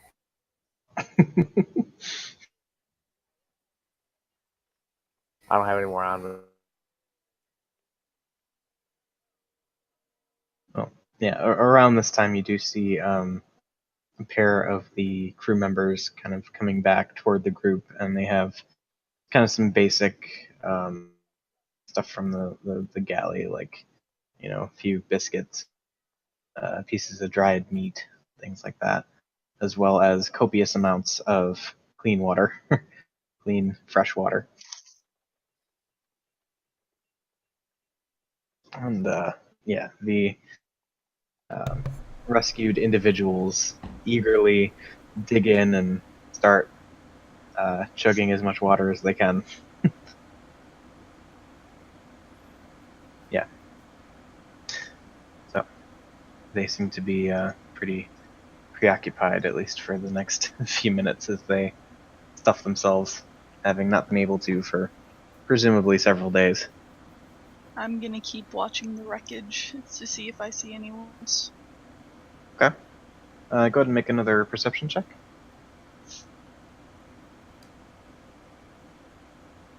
All right. You do not see anyone else. You see just a number of kind of splintered pieces of wood, among which you do spot what looks like a small crate, probably not more than foot and a half cubed. It's just floating on. Like, Yeah. does it look like there's something in it? Well, it's unbroken. Unlike a lot of the other stuff that you see, which is just kind of splintered and shattered and beat to shit. I turn towards the people we rescued and be like, "Do you know what would be in that crate?" And I point out to the unbroken crate. They all, with food still kind of in their mouths, their cheeks almost kind of stuffed. Chipmunks. Yeah. They all just kind of shake their heads no. Did you point that out to like everybody? Yeah. I mean, How I just far kind away of is shouted it? it out. It's probably passing within about 15 feet of the ship. Mage hand, and I'm gonna just push it toward. Well, can I lift it with my mage hand? Um, I can lift yeah, 10 probably. pounds. All right, I'll just pluck it out of the water, bring it up, and give it to myself. All right. And then I'll walk over to Maya and kind of hand it to her and say, "Well, here, you saw it, so you get to open it." Or actually, before I hand it to her, can I Arcana check it real quick? Sure. You're not picking up any magical vibes. Okay, I'll do said thing and hand it to her. And I'll say, by the way, I don't think it's magical. You don't think, or you're sure? I don't think it doesn't seem magical to me. So I'll double check. no. I definitely don't think it's magical. So, okay.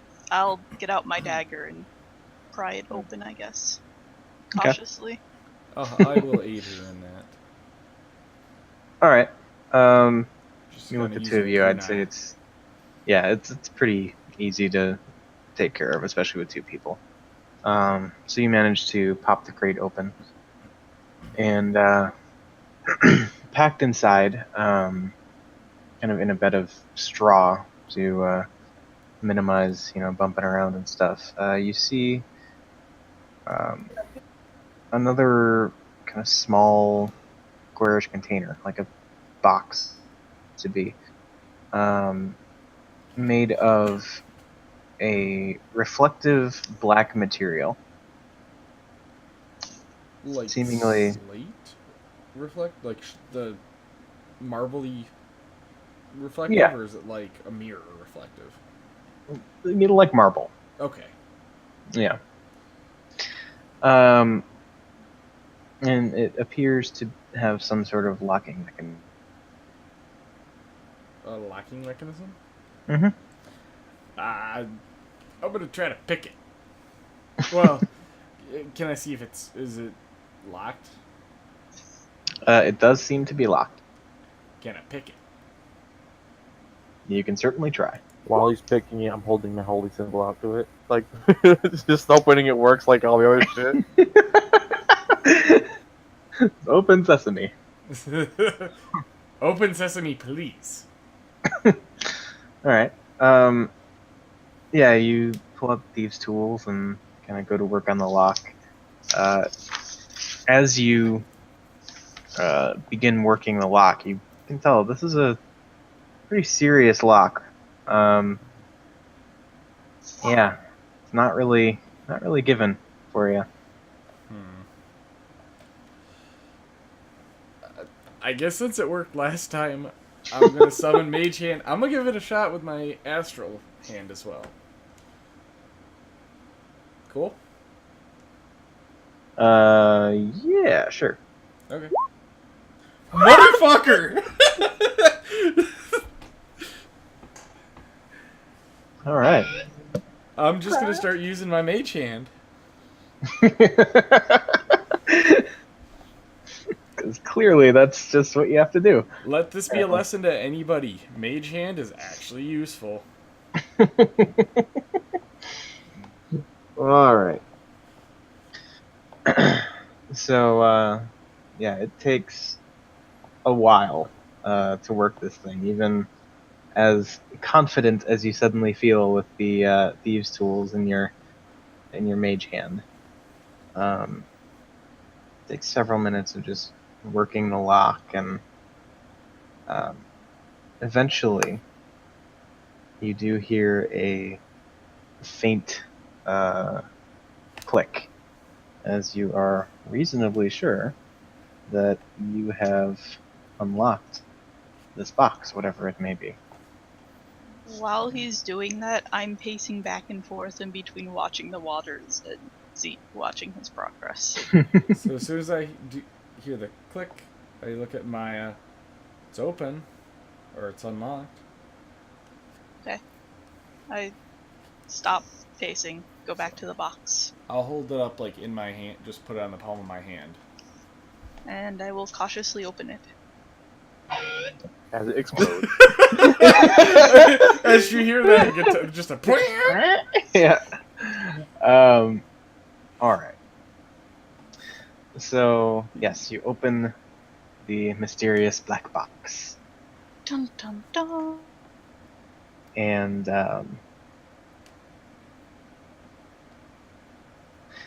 inside of it, you see in a sort of padded, molded interior that looks to be made of a black velvet or something of that sort. You see a single gemstone with what looks to be a bloodshot and constantly roving eye visible deep inside of it. Right. Huh. If as soon as I see the eye, I snap the box shut. Hey, hang on a minute. There's a undying eye. I don't want it seeing us. Well, that's fine, but you want me to identify it? I can tell you what it is. Well... Tell you what, we'll open it up, cover it with a cloth, and I'll just hold it and reach in and identify it. I have to touch it? That. Okay. So. Okay. So, find a heavy cloth and cover it. I'll assume I can find a blanket. Yeah, that's easy enough. Grab a blanket, and I'll actually put it over the box, and just kind of set the box on the deck. I'll put it over the box, and then reach my hands under and open the box, reach in, touch the gem, and cast Identify. Okay. Let me Roll. You're gonna roll for my damage that I take. Yes. Yeah, let's 20 of those again? No. How many He's Uh, going to D10s? roll to see how many death fails you'll get from doing this. Yeah, how many D10s worth of damage it's gonna take to actually kill me? You take Okay. 10d12 damage. Yep, I'm dead. All rolls all ones. That You're not gonna survive. Indeed. That would be a tickle. A hard tickle, but a tickle. So, pretty straightforward. Alright.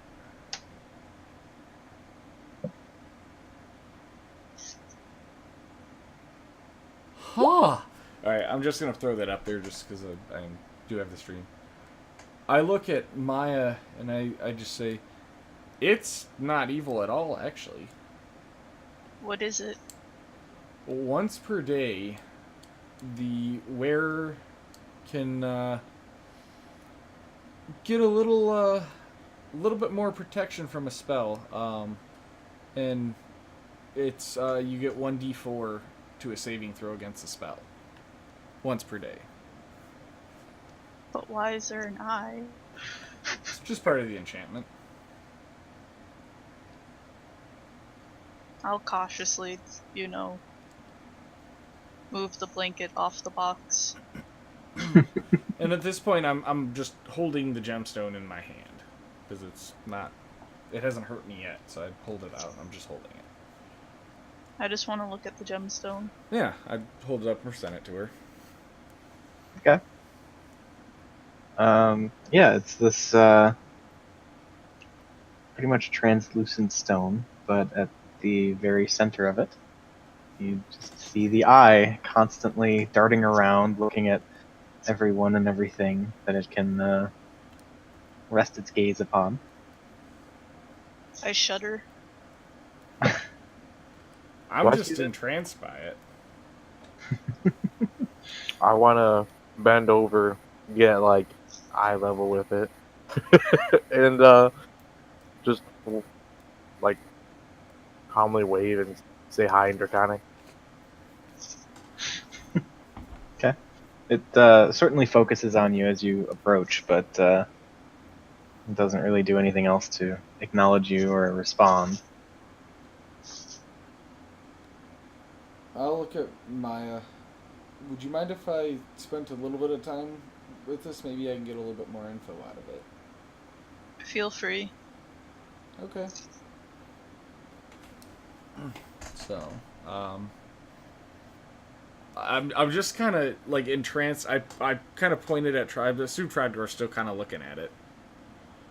So I'm gonna like kind of pick it up out of my hand and put it between my thumb and my pointer finger, and just kind of like put it close to Trogdor and see if the eye is just tracking, and move it up and down, see if it tracks Trogdor's face, or see what it tracks. Yeah, as the perspective kind of changes, and Trogdor is certainly the most prominent thing in view. It does seem to, while still moving, it very much scanning Trogdor as you move it towards and then away. Trogdor seems to be the kind of center of action from its perspective. Huh. Okay. I'm going to, keeping it facing the same way, pull it all the way back so that it's like maybe an inch from my face. Am I looking at like the back of the eye? As Trogdor kind of fades from its perspective, it starts looking around, and as it begins to approach you, it kind of focuses in on you, kind of holding it between your thumb and your pointer finger, so it's still able to see you, I believe, right? Yeah, I'm holding it so that I can essentially see through it. Yeah. Can I see Trogdor through it? Yeah, I mean, his shape is kind of vaguely distorted looking through the gem, but yeah, I mean, it looks as though light passes through it in a pretty normal fashion. Okay. And the eye's just like floating in the middle, almost like a marble. How they have like the shit floating in the middle. Kind of. I mean, it almost looks like, it almost looks like it's just kind of suspended there, right in the middle. See any like carvings or anything that would have made a place for it? It's almost as though it's just like the interior of the gem is empty. Huh. Okay. I look at Trogdor.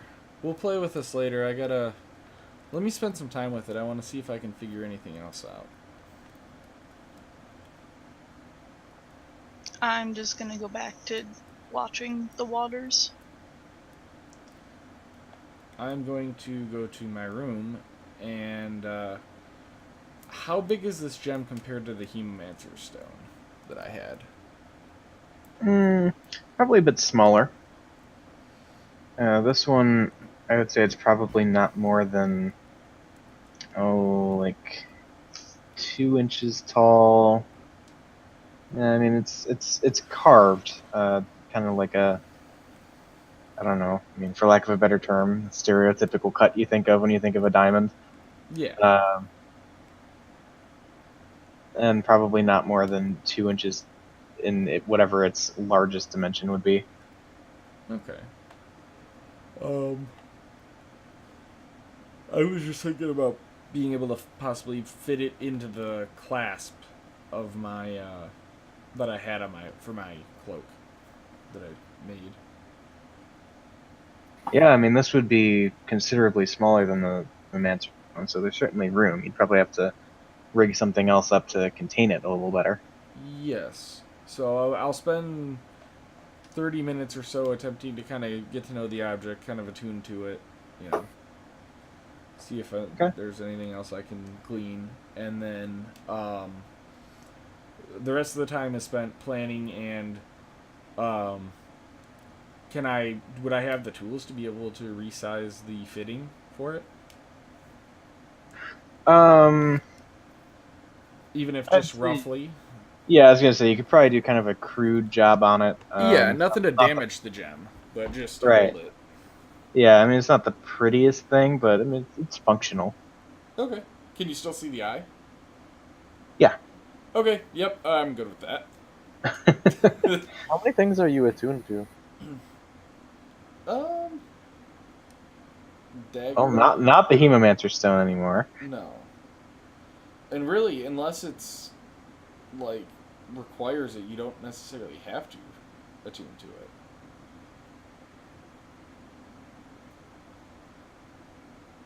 I was just curious because I thought you could only be attuned to 2 things at once. 3.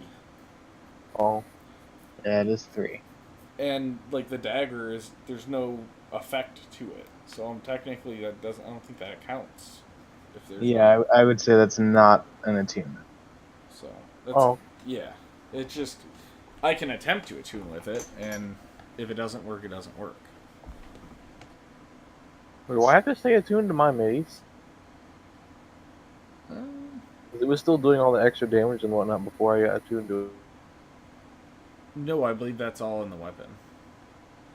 You might be able to. Did I ever identify that? Yes, I think Okay. you did. Because I would have been able to identify if it required attunement, I think. I don't know. I'm not sure. Well, I would say, particularly in the case of Trogdor's mace, you get the feeling that it's not attunement per se, so much as being wielded by the right person. Yeah. Oh, so I'm the only one that can wield it. Well, for the time being. Yes. Actually, within Identify, whether it requires attunement to use, how many charges it has, how to use it. Yeah. So I learned all that.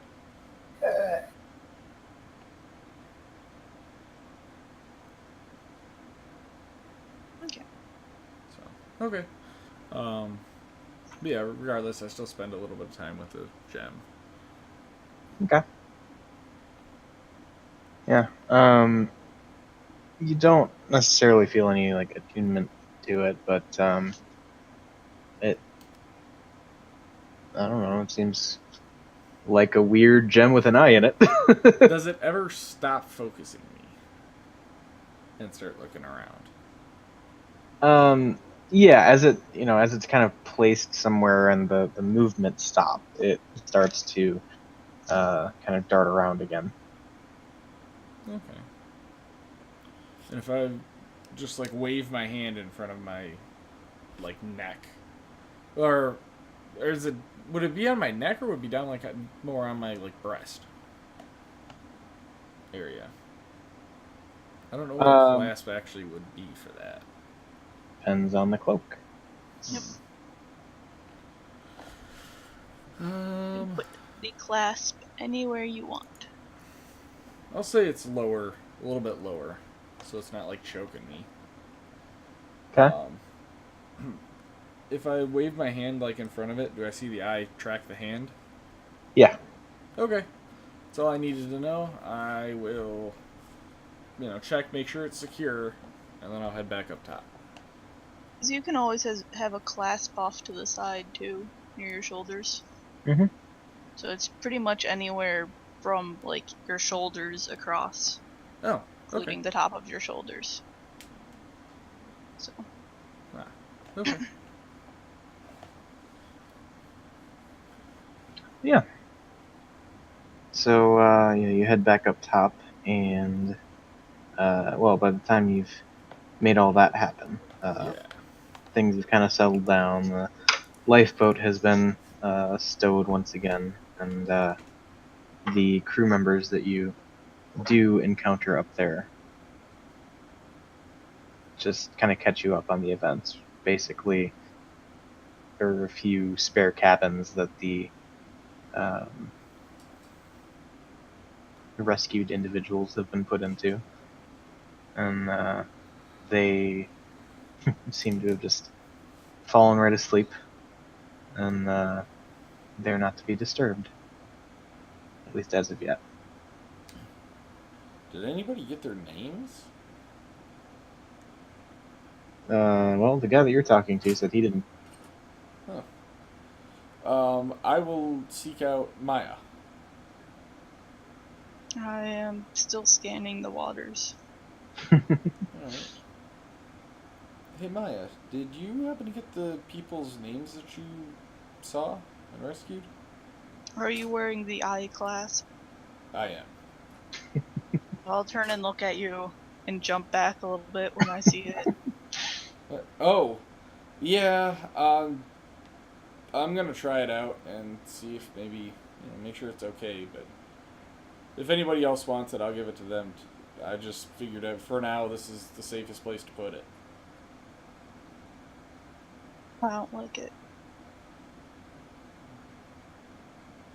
Well, But I'll just kind of cover it up with my hand. like that's okay. So. Just no, I didn't catch their names. I thought it'd be more just get them, don't make them panic, just get them what they need and let them rest a bit. Feel all that. They wake up. Okay. I'm just curious because it's fairly obvious that this gem, and I'll uncover the clasp for a second, then cover it back up. It came from that boat. So, what were they doing, and why did they sink? I don't know. Could have been a merchant ship. Could have had there's pirates in these waters. Well, if it's a merchant ship, we should go back and pick some more of the stuff up. All the things I've seen have broken. So either the items were already out of it, or they're at the bottom of the ocean. Oh. That's. Okay. I told you about this box, because it was the only one I could see that was intact. This box might have a little magic aura to it too for not having not broken. Possibly. I Well, expect that to be expensive. We should hold on to the box as well. Yes. I'll help you. I'll close it down and kind of try to shove it in the bag of holding. I mean, it's not a huge box. Well, I thought you said it was a foot by a foot by a foot. Well, that That's was the the size of the crate. crate it was packed in. Oh, okay. The box is smaller. Yeah. Well, I want to shove the crate in there too. We can. The crate didn't break either. Magic crate. Okay. Hey, if I could Loot crate. No. Oh, that's awesome. Okay, let's put the box in the crate and put the entire assembly. Into the bag of holding. Yep. Okay. And how much is that? Less than 10 pounds. Indeed. Are you keeping the hay? Why not? Okay. Yeah, let's call that like 5 pounds altogether. Okay. Thank you.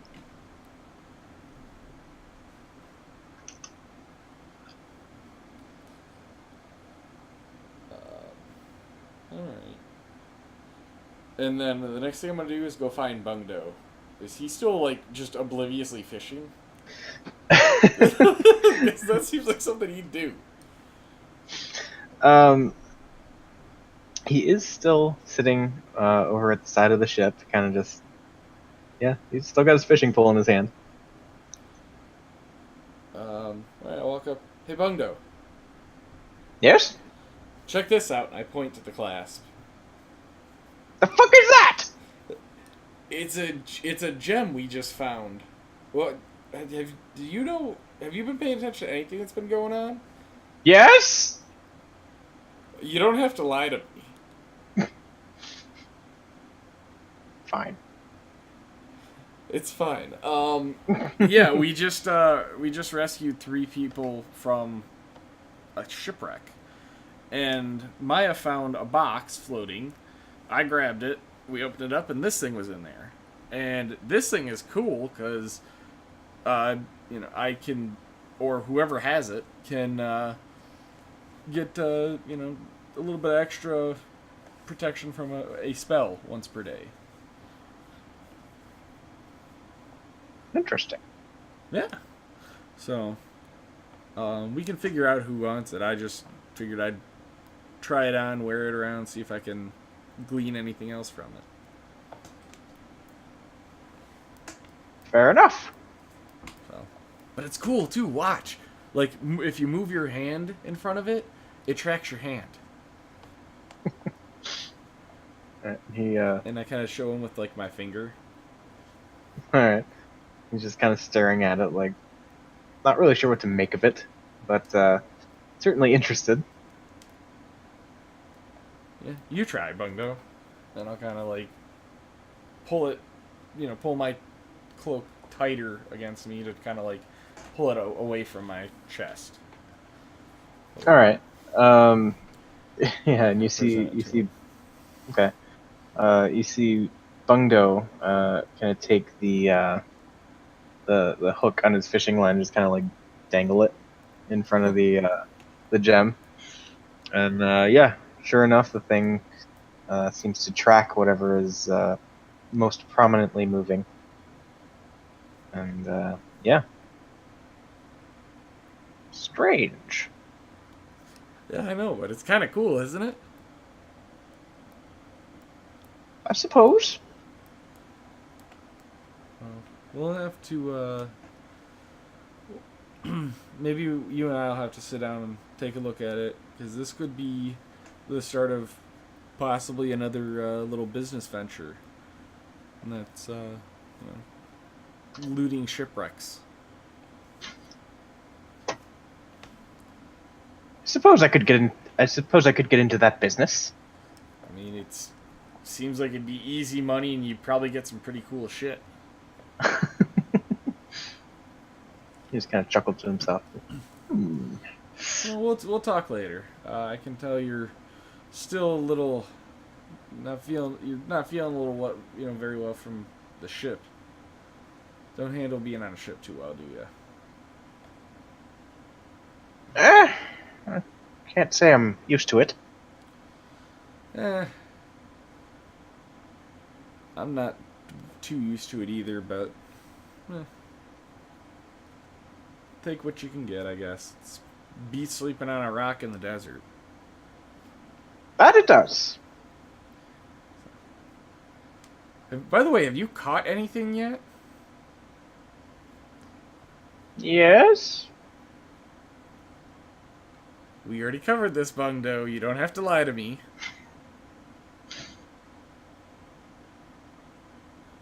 Maybe. What'd you catch? Show me.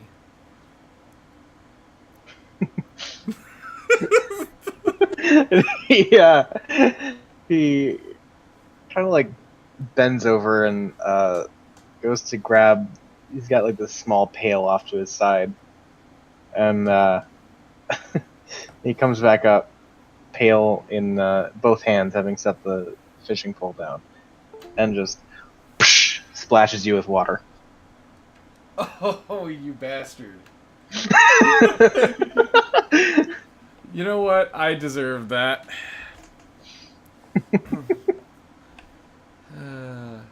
Damn right you did. Hey, the gobbledygook potions were kind of fun. That they were. So, but you didn't catch anything, did you? No. We are the worst at. We are the worst at this. Oh well. What do you say we go crack open the cask downstairs? Sounds like a plan. All right. And I'll just kind of shake like a dog, and like attempt to kind of sling some water at him, and then just kind of happily head downstairs. All right. Okay. And yeah. So, anything else anyone would like to do? I'm gonna keep watching the waters until like the driftwood becomes like occasional, and then I'll go to sleep. Okay. Yeah, you don't see anything else of note as you're keeping watch. So we've got the dwarf and the gnome getting drunk downstairs. What's Trogdor doing? Going back to the captain's quarters. Without her? Huh? It's getting late. Her? It's getting late. She's probably there. Oh. Thirsty ass motherfucker. And yeah, so as he approaches and knocks on the door, once I want again, he to just have a tent pitching while she opens the door. All right. So yeah, of course. From farther away though, because it's through the door. But yeah, so you knock on the door and kind of announce yourself, and after a few seconds, the door just kind of swings open, and anyone kind of watching the events go down can kind of just see a scaled arm reach out and grab Trogdor by the collar, pulling him inside, and the door slam behind him.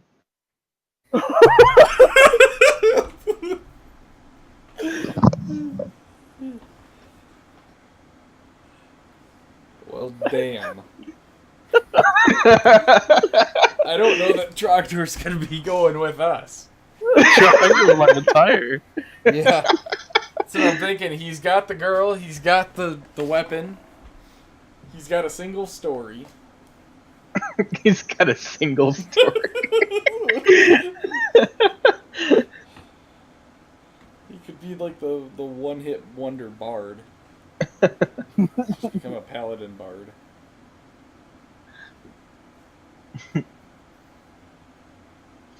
All right. I think that covers everybody for this evening, right? Yes. Oh, also, so it's been 2 days, right? Etsy? Yeah, this is the end of the second day. Okay, I did my poison vial thing, then tried to fill that up every day, so I'm at 5 out of 8 right now. Since it's been 2 days. 4? Huh? Yeah, it's 4 because you did it right before you left first day, Oh, okay. Right. and so Yep. now 4 out yeah, of 8. Yeah, okay. Yep. Gotcha. 4 out of 8. So it's a half. I'm on to you, motherfucker. No, I thought it was. No, I'm just fucking with you. All right. So yes, the rest of the evening goes by pretty uneventfully. You'll wake up where you fell asleep, wherever that may be. I She's think still there. Bundo and I both fell asleep, just passed out on the floor. It's not outside the realm of possibility. Yeah. I'm feeling that's probably what happened. Okay. Then I wake up alone again.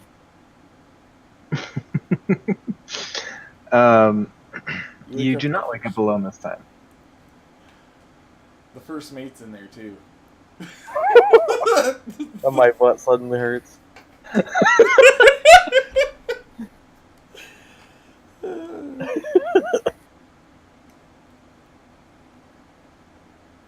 you wonder why your tongue's sticking to the roof of your mouth.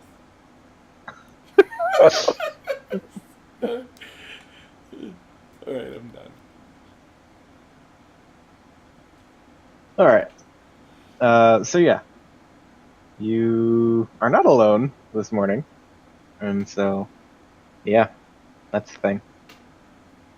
I wake up still pitching a tent.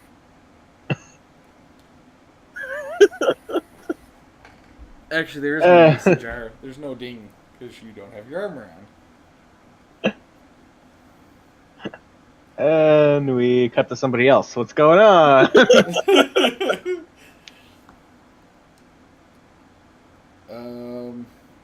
I wake up and hold my head and go, ugh. And kind of like roll around on my back and kind of stretch out. Oh man, I'm not drinking again. And I reach around and I see, trying to find a glass. I grab one of the glasses. If there's anything in it, I'm gonna drink it. Alright. So yeah, there's like that last maybe half a finger of Bjelkesen in the glass. As you take a sip and put it down, you see little bare gnomish feet sticking out from under the writing desk in your room. Oh. Okay. I'm gonna feel around, reach around, find the water vial that I had.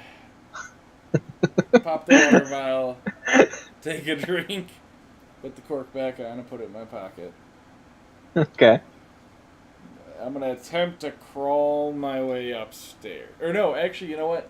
I'm gonna grab the jug, the water jug, and just kind of like, essentially hug it like a drug person hugs a toilet, and just water, Alright. fresh water, Yeah. And you just cold see fresh water. just fills up. I will like. How big is this jug? Like the mouth of it. The mouth of it, probably. Well, from your perspective, probably almost as big as your head. Can I fit my head inside? Be a tight squeeze. I attempt to just dunk my whole head into the jug. Okay. If I can get my face in, and I'm not gonna force it, but if my head will just fit inside, cool. If not, I'll just dip my face in it. Yeah, I mean it's a little snug, but you don't feel like you're gonna get stuck or anything. Okay. And I'll just pull my head out and kind of shake my head and let the water pour all over me. I don't care. And just, whew, that feels good. And I'll take a nice big hearty sip. All right, and sip, as drink. Yeah, as you're shaking yourself out like a dog, you just hear Bungdo under the desk. He gets up and you hear just this thump as he hits his head. Oh, Bungdo, here. Here, come here. And I'll kind of like help him out. Say, here, have some of this. And offer him the jug and say, it's just fresh water. That's all. All right. And so the two of you nurse your hangover throughout the morning. Yep. That's when you want to be hungover on a ship. Oh yeah. Yep. Well, double negative, right? Yeah.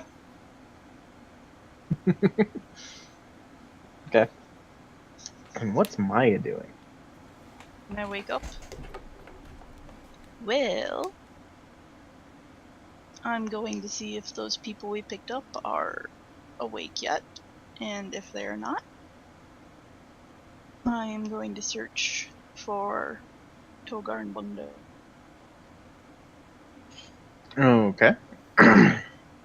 Well, you do not see any sign of them being up and about. The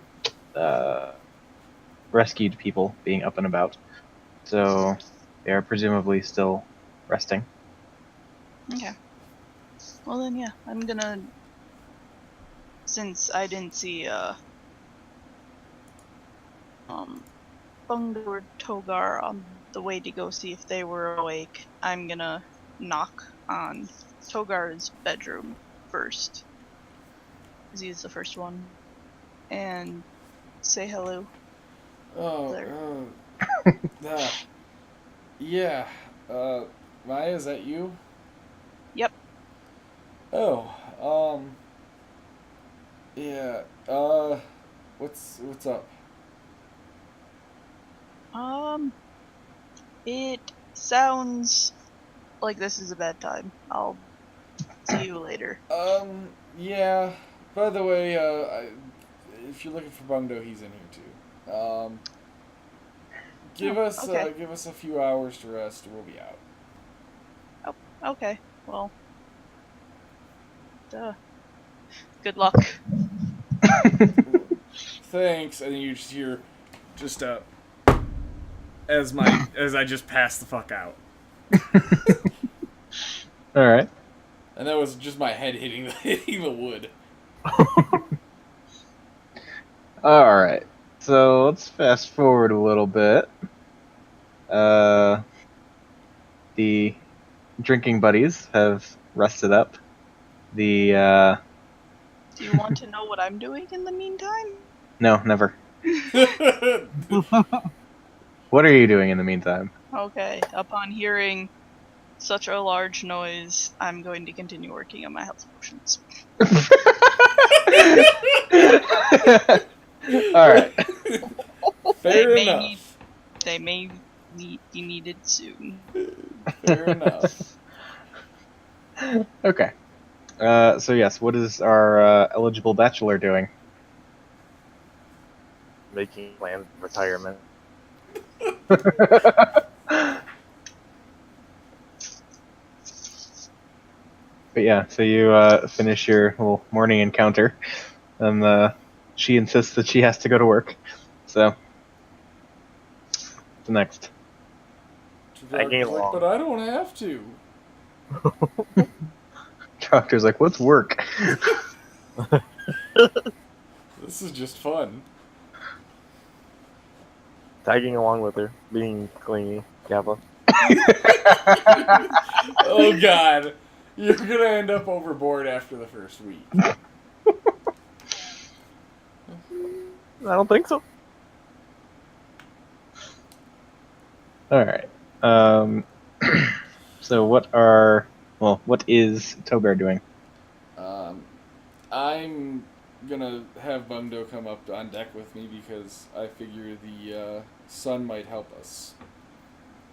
Like, at least just the warmth, the heat, may help us. Turn into a lobster. No. Hey, I Eric. mean, we're pretty Yes. decent.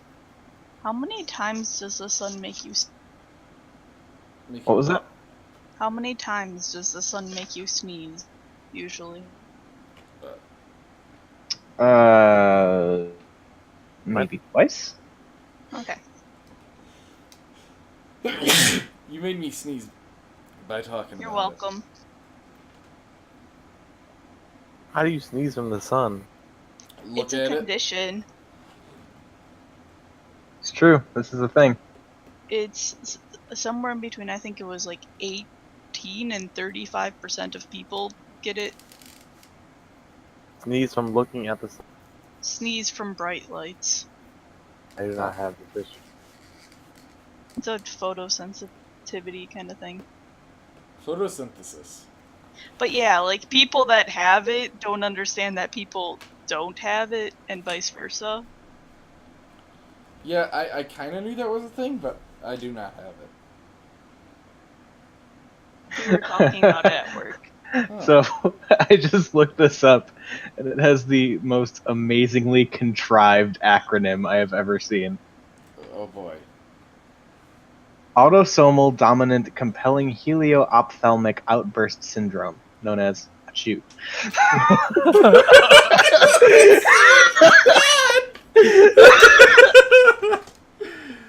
Wait, that's the condition's name? Is that true?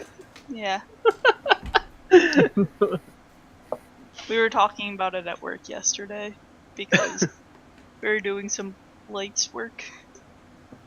Huh. Apparently one of my friends sneezes like 45 times because of it. The thing engineers talk about when they have a free minute. It was important. No, it's just, it's interesting. That's all. It's interesting to know that real engineers think differently. And the kind of Real shit they engineers. talk about. Well, I'm not a real engineer. I mean, I'm not sure what you mean about that. Like we talk about interesting things or what? Just different, like, your brain works differently. Indeed.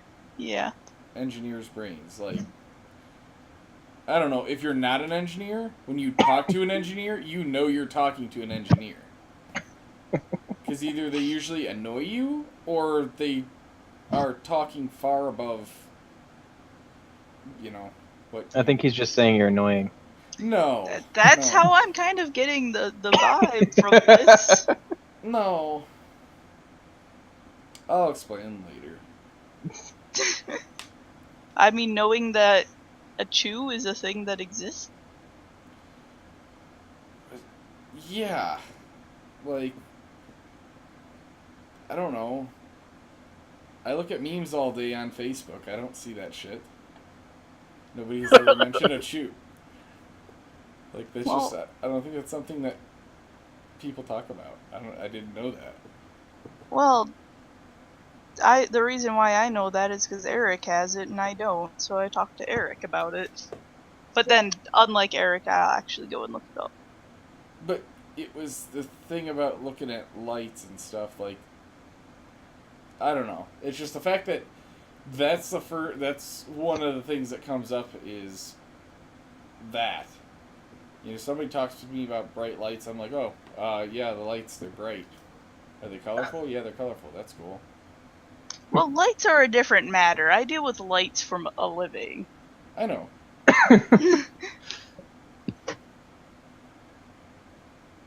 So, yeah. Okay. Sorry. So you're going above deck with Yes. Bungo. Yes. And what, just hanging out? Yep, just chilling. Okay. And Trogdor's hovering. And Maya is doing what? Well, I guess after lunch, I'll attempt to find Togar or Bungo again to get them to show me more gnomish. I will. I'm like stretching and like passive aggressive flexing.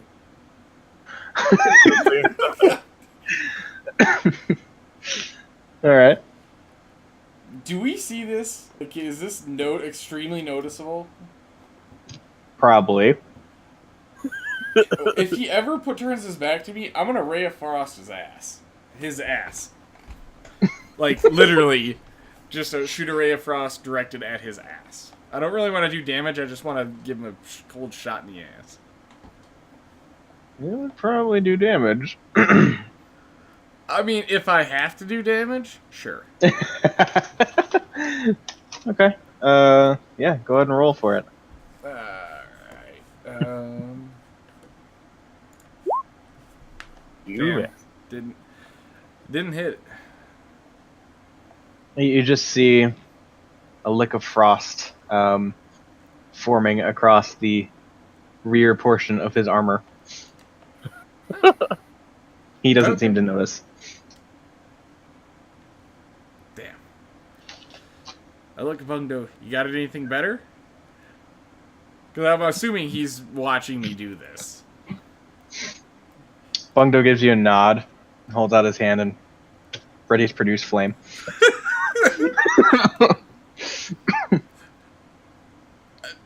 If you're sure. If you want to do it, go for it. I got your back.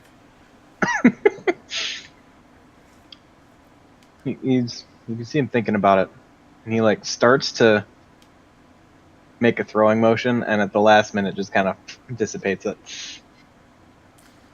Probably for the best. Don't throw fire on a ship. Yeah.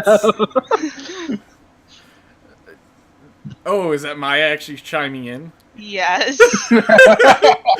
Oh, sorry, Maya. I didn't. You were teaching me Gnomish.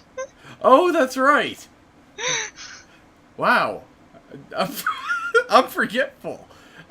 You're stupid sometimes. Yeah. I distracted by. Do you look at how hard Trogdor is trying? I do. I'll just let him do his own thing, okay? Okay. I mean, I just don't want him getting thrown overboard. He's nice to put as a meat shield in front of me. He gets thrown overboard, we'll just pick him back up. He's heavy. I really should give him some lessons. I cleaned up after the Gnome War. Cleaned up as in how? A gentleman never tells. Oh! So how many kids do you have? I know many things. That is not one of them. Fair enough. Do you have an estimate? Enough. How By much is gnome enough standards, for that's a at least gnome? 100.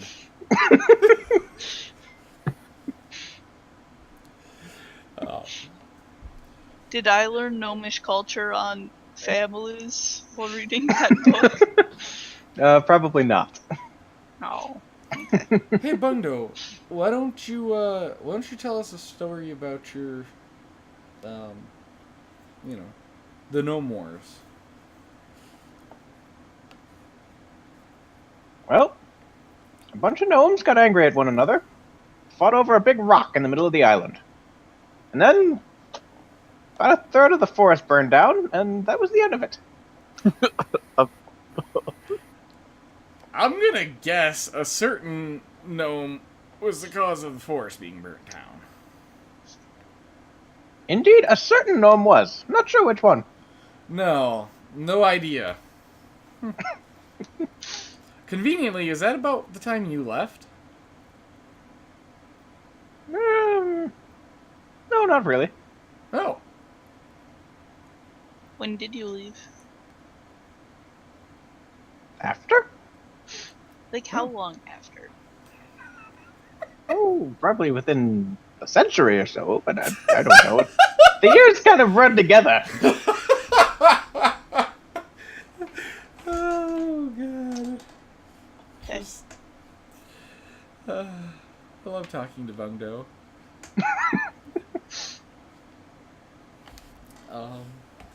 Huh. Okay. Well. We'll have to get together sometime and have some drinks and some stories. Indeed. And I can tell you some stories of some irate people I've had to deal with. I just kind of, stare off in the distance, put like a horrified look on my face, and then look back at Bundo and kind of smile. All right.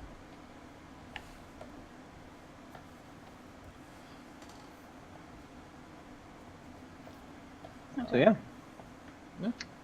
I guess for me, it's helping teach Maya Nomish for the rest of the day. All right. And yeah, so you continue on doing that.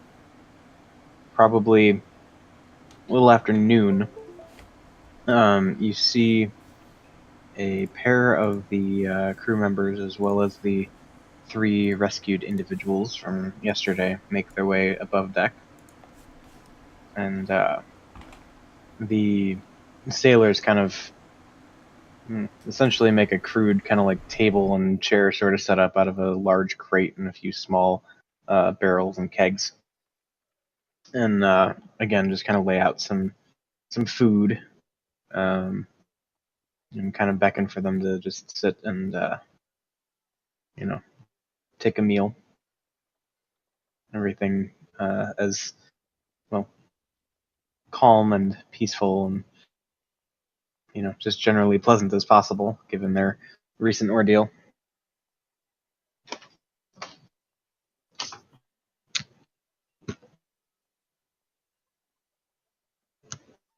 As they finish eating, I'm gonna walk up to the 2 women and say, "Hi, I'm Maya.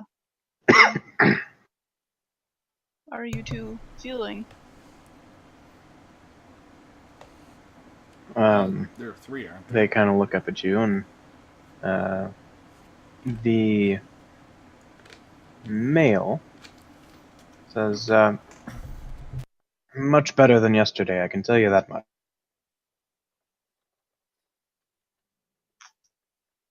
And what are your names?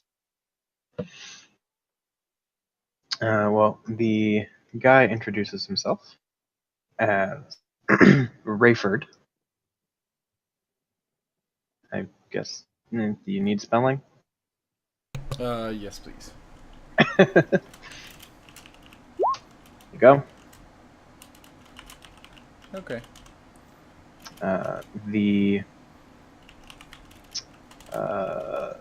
brown-haired girl introduces herself as Evie. It's a Pokemon. And black-haired girl introduces herself as Alma. That is not a Pokemon. Almond. Not quite. Okay.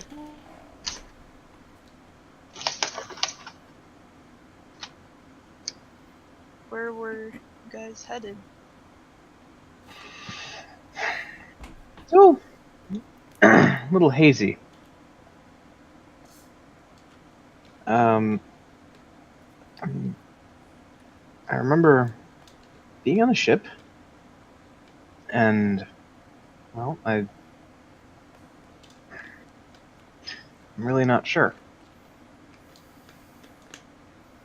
I kind of remember having a cabin and kind of lying in bed in what I think was my cabin, and next thing I know, I'm adrift at sea, paddling for my life, and happen to find the big chunk of debris that I washed over here in, or on. Okay. I mean, that's fine sometimes. You might have hit your head and lost your memory. It's a traumatic experience. It should come back over time. And as you're kind of finishing that up, Evie chimes in and says, "Well, I know I was working on the ship. I mean, I just worked in the kitchen and did really whatever had to be done. It was just it was a merchant vessel, and well, it was just another day, and then wasn't. So, were you the one who found us? I saw you, Oh, so called out. well, thank you.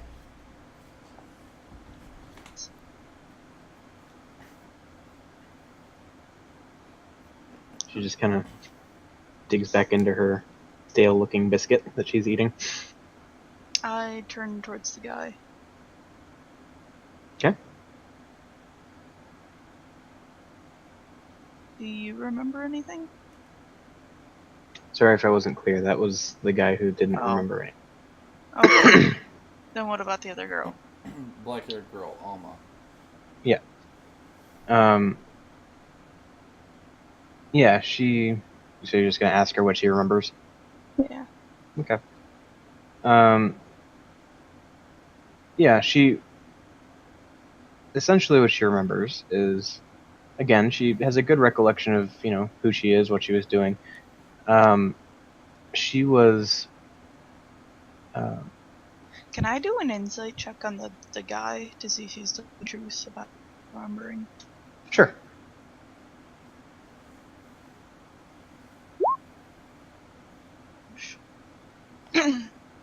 Yeah. I mean... Seems legit. Okay.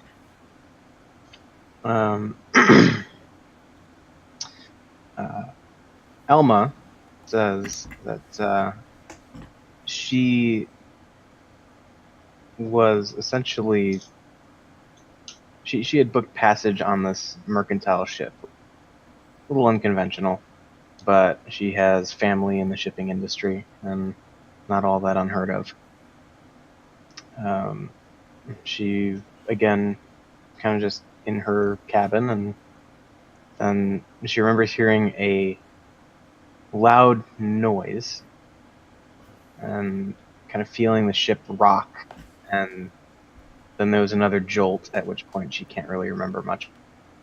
And she woke up floating in the water. Again, just kind of had to paddle her way to the nearest piece of debris, and happened to find the other two. At this point, I step forward to join Maya. I was kind of Okay. eavesdropping. Mm-hmm. I say, Maya, don't you think it's kind of strange that they both seem to have lost their memories about the same time?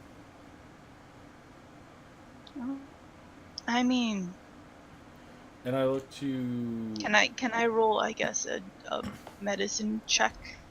Yeah, and to be clear, the way Elma described it especially is like she felt the ship kind of rock, and then she heard another noise and felt the ship rock again, and it all kind of went black. So, as Maya has discerned, there is a very real possibility she was knocked unconscious as something impacted the ship. And so she doesn't remember because she was not conscious. Well, right, but same thing with him, though, too, right? He can't remember who he is, though. Oh, he just can't remember anything. Yeah, no, he has he's like, yeah. Oh, okay. I'm sorry. I thought he couldn't remember anything from it, and then she couldn't remember, like, up to a certain point. Serving girl made it out. Chick got knocked unconscious. He got knocked on the head or suffered trauma and is now has amnesia. Okay. Amnesiac? We've questioned Rayford and Alma, right? And then Rayford and Evie. We have all three of their Yeah, you've got all three now. So Rayford doesn't remember pretty much jack shit. Okay. Evie was the one who was like working in the kitchen, just kind of working on the boat in general, and I'm just probably taking my notes.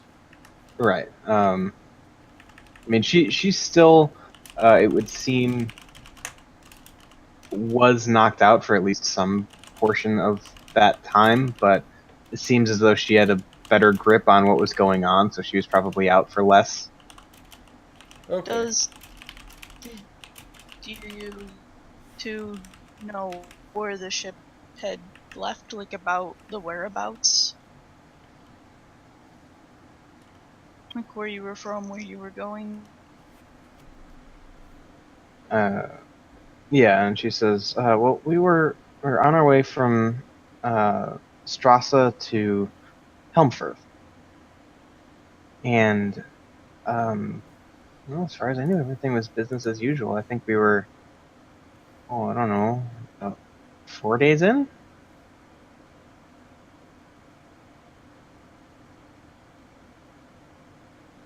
Okay.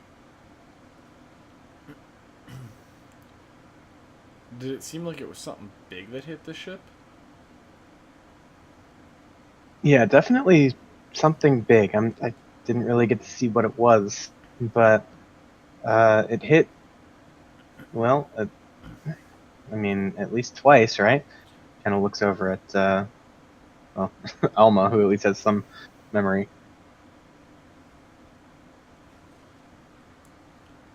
I mean, kind of vague acknowledgement.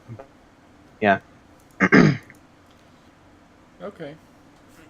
Well, you think we might want to tell the captain? Yeah, that would be a good idea. Okay, yeah, let's go find the captain. And I'll find the nearest crew member and ask. Oh, just find Trogdor. I will cast locate creature on Trogdor. No, I mean, finding Trogdor, I'll just find somebody and ask where the boss is. I mean, I'm assuming she's probably on deck and Trogdor's tall. Oh, okay, yeah. I didn't. Yeah, if she's like, if I can look around and see her, that's cool. I thought she was down below deck. Well, you can't see her directly, but you can see a flexing Trogdor up near the back of the ship. See? I was right.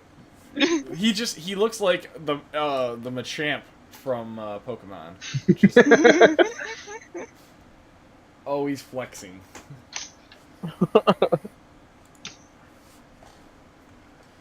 Okay. So, Head off towards the captain. yep. All right.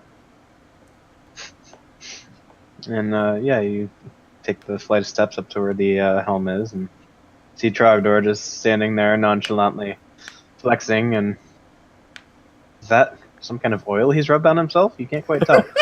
The holy oil. He rubbed oil, which is funny because it's all over his armor now. So it's just sizzling in the sun. Does he smell good, at least, from the olive oil cooking? He smells like fried food. I guess there could be worse things. Yeah, like cooking oil.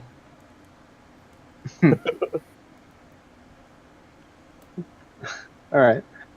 So yes, you make your way up, and there's Trogdor, and not more than 5 feet away, you see the captain.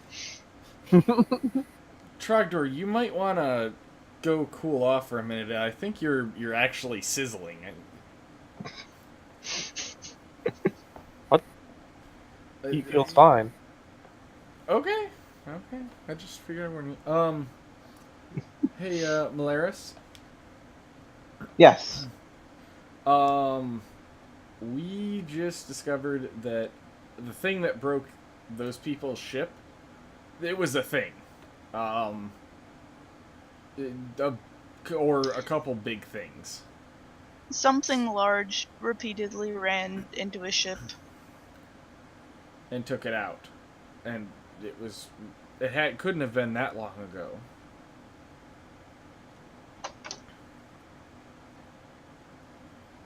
So maybe be especially on the lookout for anything large.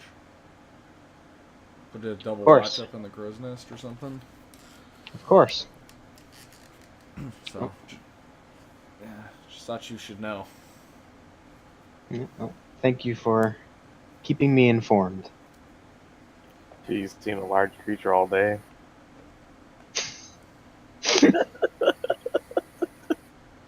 I'll glare at Trogdor.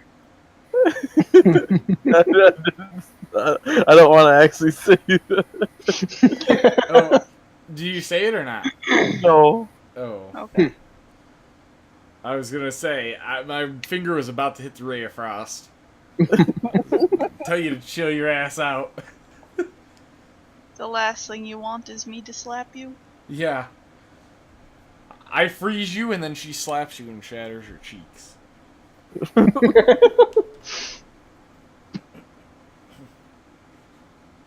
I can, like, bitch slap someone a couple of times and kill them. That has been proven.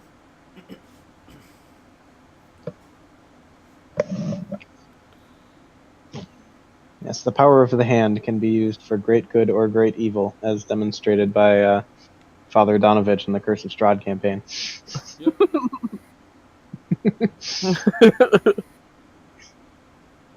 Anyway, I just think of the clip from The Incredibles. Get one? yourself together! Oh. Okay. so yeah. What else we got going on today? More gnomish? Sure. Gnomish! For the first little bit, I'm just kind of watching one side of the ship. Just kind of peering out, see if I see anything coming up on us or anything. Okay, go ahead and make a perception check. All right. All right. Yeah, so looking out, you see a number of seagulls. You do see a few fish jumping here and there, as well as way off in the distance looks like a whale of some sort, just kind of break the surface and flop back down. Like a Moby Dick whale? Um, Whale. like a normal whale. I see Okay. that and I point it out to Maya. Do I see the whale? Just barely, yes. You see some big thing descending back into the water. What is it? It's a. Do I know it's a whale? Yeah, I would say you grew up close enough to the coast to know what a whale. Okay. It's a thing called a whale. Pretty big creature. Oh, a whale! I've heard about whales. I'm Yes. super excited about seeing whales. Well, yeah. You see them every now and then. They're pretty cool though, but you don't want to go near them in a small boat because they're bigger than a small boat. So I've heard. Yeah. What you're saying is it's a whale-sized shark. Instead of a whale shark. Those is it a things shark do whale? exist. What? I said those things do exist. I can't say Whale what it- sharks? Yeah. Yeah, there's whale sharks. Yeah, It's a thing. That is. I know. Pretty sure they're harmless too. They only like feed on krill. Yeah. Anyway, yes, that's a whale. I'm excited. I'm kind of just like bouncing up and down a bit, trying to see if I can see it again. All right. Anything Well. else? No, not really. Just Okay. kind of standard ocean fare. I don't see a fish jump close enough to where I can possibly mage hand and grab it. Could I? Not that close, especially considering the height of the ship. At least the height of the deck that you're standing on. Okay. You know what? I'm gonna do Mage Hand, and I'm gonna have it hover just above the water and kind of like just barely dangle a finger in the water. Okay. And So you're kind of just tracing out like a little line over the water as the boats, the ship is continuing on through the ocean. yes. See, and I'm Okay. just gonna keep watching it, see if a fish decides to come up and get it, and if it does, I'm gonna try to grab it and pull it up. I wanna outfish Bungdo. By one fish. Yes. Indeed. All right. So yeah, you kind of just drag the finger along, like alongside the ship, and yeah, before long you do actually see something just kind of like briefly break the surface. Not fully out of the water. You just see like little fin kind of just poke up, and it seems like something is trailing your mage hand. Alright, I'm gonna just dip it in just a slight bit more. All right. And then kind of maybe waggle it back and forth a little bit. All right. And yeah, at this point you see a fish emerge from the water, kind of jumping at and then, well, essentially hitting your mage hand. Alright. Can I, as soon as it hits it, can I, like, essentially shove my mage hand, like, almost down its throat and try to pick it up? Go ahead and make a, call it a dex check. Sure. Aww. Oh! You just like punch it So- in the face. No, he goes to like hook it like in its mouth or whatever, and just like misses and just like squirts the fish out of the hand and back into the water. Oh.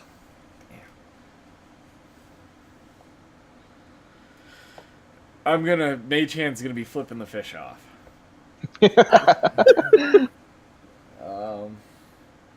I'm gonna give it one more shot. All right. Yeah, before too long, you've got another fish. Seems to be trailing the hand, and it jumps out, big mouth agape, and again, kind of just runs face first into the hand. Alright. Again, I'm gonna try to do the same thing, see if I can, get my hand in its mouth. All right, dex check. You gotta be fuck. No, okay. At that point, as soon as Your it's done, hand? Huh? Your hand can pick locks, but it cannot catch fish. Yes. That is confirmed with 2 nat 1s. Back to back. Immediately, as soon as the fish slips out of my hand, I dismiss Mage Hand and just storm off. And go to the other side of the ship and just kind of, cross my arms and, right, piece of stupid fish. Just Right. mumble under my breath. I guess my gnomish lesson's done for today. I'd take about 5 minutes. I walk back to my sorry. We can continue. Okay. Just let you cool off for a bit. Yeah. I can pick a lock perfectly, but I can't catch a fish. Can I try fishing while we're talking? Their fishing pole? Sure. Here, I handed her the fishing pole I had. All right. Okay. I guess I'll fish. Okay. So, practically as soon as the hook is down in the water, you feel a tug. Okay. I guess, can I reel it in? Yeah, and let's call this. I guess it would still kind of be a. Actually, let's call that an athletics check. Because it's kind of a little bit of everything the way we're doing it, because you gotta haul it in. At this All right, point, my let's see. mouth is just agape, just on the floor. that she hooked a fish immediately. Yeah, unfortunately, you don't seem to be able to pull it in, and it's actually kind of dragging the line out away from the ship and almost pulling the rod out of your hand. I pass the rod to Togar and say, "Help me." Yep, I grab it and I will attempt to help her. Okay. Athletics? Yes. And let's see. I'll just say, All right, just say, hold me. Hold on. Just grab me so I don't go over. And I put my foot up on the railing of the ship and kind of brace myself. And I hold on to him so he doesn't. All right. And I just start cranking. Okay. And so, it's quite the struggle, but eventually you do feel like you're gaining ground. And you see the head of the fish finally crest out of the water, and you are able to reel it in and secure your first fish of the voyage. How big is it? It's probably like a little over a foot. Is it a delicious fish? Sure. I want to proudly bring our fish down to the cook. How heavy is it? I don't know. How heavy is a foot-long fish? That's a pretty small fish. Yeah. Well, I mean, it could be really dense fish. Yeah, it really depends on the type of fish. Probably like 1 or 2, maybe 3. Yeah. I mean, salmon. Salmon are fat. Walleye are skinny. Yeah, bass can get fucking huge bellies. They could be a foot long and be 12, 13 pounds. Yeah. Whereas you can get a foot long perch, good luck, but you can get a foot long perch, and it won't weigh that much. I mean, was it a fairly nice sized fish? Yeah, I mean, I'd say it's fairly decent size. Okay. Anyways, I'm gonna bring it to the cook. Gave the captain a foot long to sit on. Before you take it to the cook, I say, "Hey, Bungdo, check this out." Point to the fish. He just kind of looks at you and just gives you the stink eye. No, Bungdo, come on, I'll try some. Can you believe Maya hooked this thing immediately? He kind of looks over at Maya. Do you know magic? No. Well, I mean, I know you know magic. I don't use it. Interesting. Maybe your magic's scaring the fish away? Oh, that could be. Fuck it. Anyway. Would you like some Bungdo? I think we probably have enough. Well, sure, I'll try some. Okay. So he kind of follows you down, and you just plop the fish down on the counter and like, here you go. Here's the fish. Cook a fish.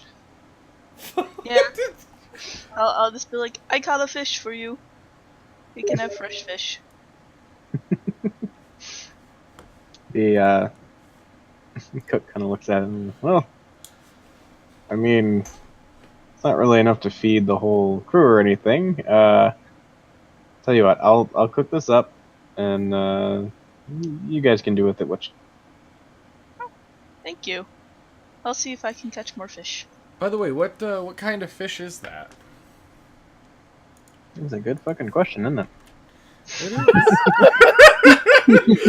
That's exactly what he says. Is that what the cook said to me? Sure. Let me touch it for a minute. I'll touch it and cast identify. Are you trying to make the GM mad at you? No, I'm just curious as to what it is. I mean, you don't have to tell me right now. All right, it's a fish. Okay. I was just curious, that's all. In the meantime, I'm summoning a horse or some kind of steed. On the ship? Yeah, I can summon a. This is a thing he can do. A spirit that assumes a form of a huge. And if Get Eric a allows giant me, crab. But yeah, you can totally summon a steed. what are you gonna allow anything else or just what's listed? What are you thinking? Uh, any little dragon creature, kind of like what we fought, with something I can ride. Like what you fought. Like on the Sunday campaign, Oh, like the lizards. the UNT or whatever. Oh! Something similar to that, if How about possible. an Underdark lizard? Big mountable Underdark lizard. They're kind of cool. They can run up walls and shit. Something I would see in town. Oh. Something you'd see what? Similar to what you would see it in like the Your Hall military. Okay. And then if it's like a dragon type creature, can it be platinum celestial to represent like Bahamut? Yeah, I would say it's probably not on the same level as like the flying like Drake riders or anything like that you might have seen, but it's at least a sort of generally Drake shaped creature, a little smaller than what many of them are, but still about horse size. And yes, it does appear platinum, and yeah. And it just kind of materializes out of nothing, just before you, as you decide to summon it. So wait a second. It's just there forever. Yeah, and I can dismiss it and then resummon it, and I could summon different things. I can only have one at a time, but yeah. Oh, okay. So it's literally like a pet that you can get rid of and bring back. Yeah. And ride. That's cool. Yeah, that's pretty sweet. I'm impressed.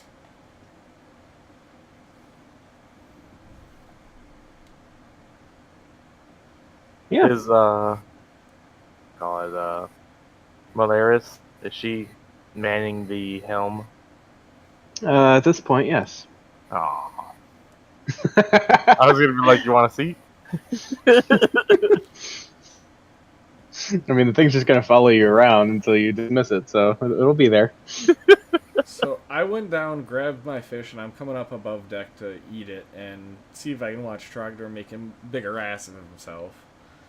All right. As you emerge from below deck, you see this platinum dragon creature, just kind of standing next to Trogdor, him seemingly unfazed by the whole thing. I kind of like look.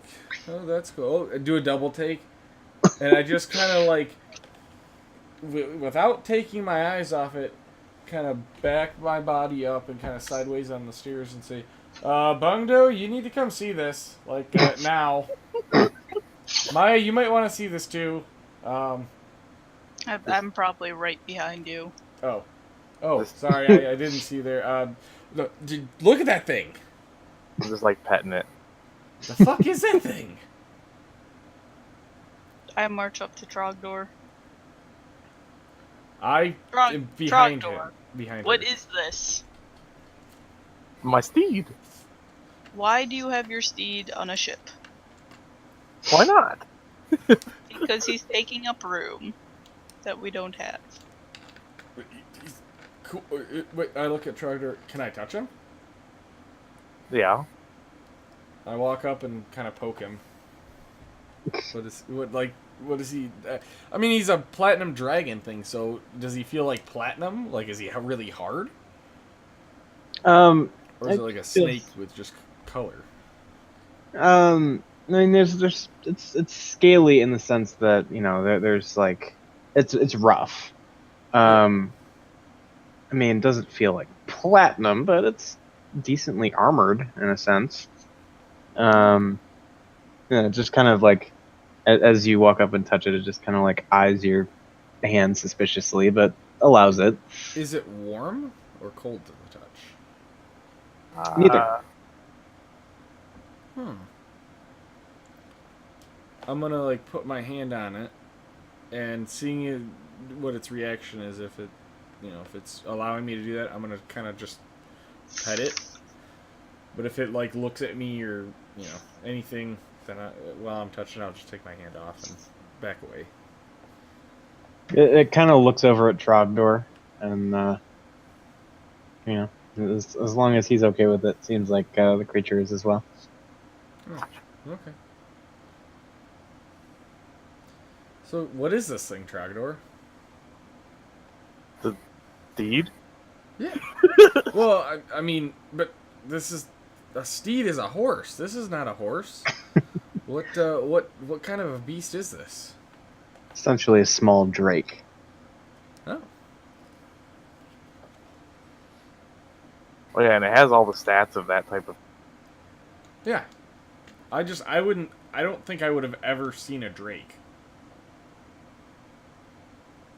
Just being an armor smith. I may have seen drake hide, but never seen an actual drake. Mm-hmm. So. Did Malaris think this was impressive?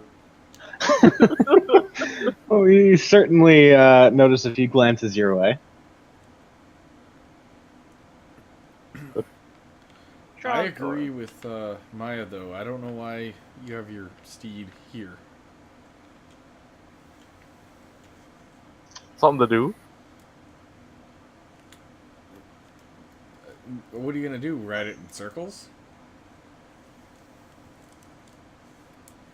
Decoration. He's in the way of people trying to do their job of getting us where we're going faster.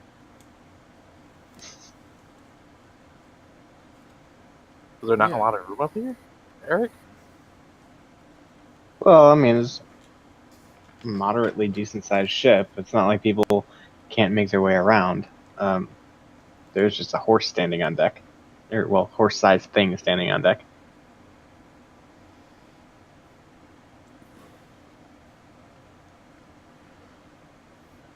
Yeah, and it's fucking shining. It's platinum. Blinding everybody. Yeah, we have a fucking horse-sized disco ball standing on the ship. Is it able to fly on its own, just kind of like hover there, be out of the way, or does it not have wings? I would say it's probably not able to fly.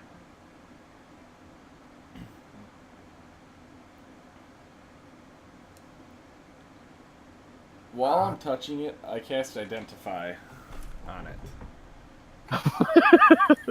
Okay. So, I guess now I know what the spell is. Right?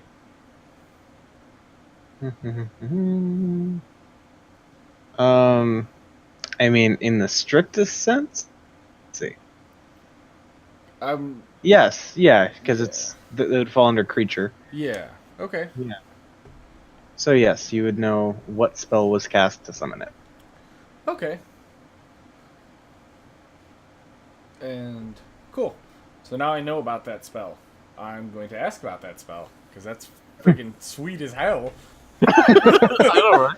That's why I wanted to do it, just to make a dragon appear. So, okay. It's very beautiful, Trogdor. I'm gonna have to see if I can learn that spell. I don't know. It's considered a cleric and paladin spell. I don't know if you'd be able to. Well, I can certainly try. Is that something someone else outside of the class would be able to learn? Without, like, something saying directly that they can? other spells out of their class? No, There's not really a base mechanic to do that, no. no, Oh. there isn't. But I mean, Multi-class, motherfucker. yeah. Rogue Paladin. Yeah, that's a new thing. That's what. Nope, that's the nope. Shh. Okay. He's not caught up.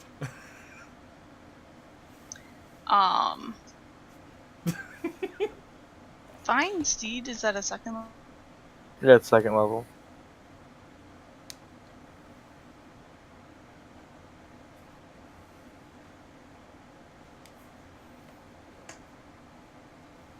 I want to figure out what its stats are going to be. Would it be the same level as me?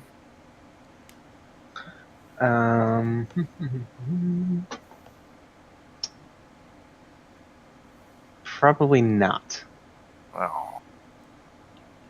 The real question is, can your steed attack something? It has health stuff, and it has all its stats of the creature I summoned it as. I would think it could do that. Yeah. Yeah, I would say it could do that.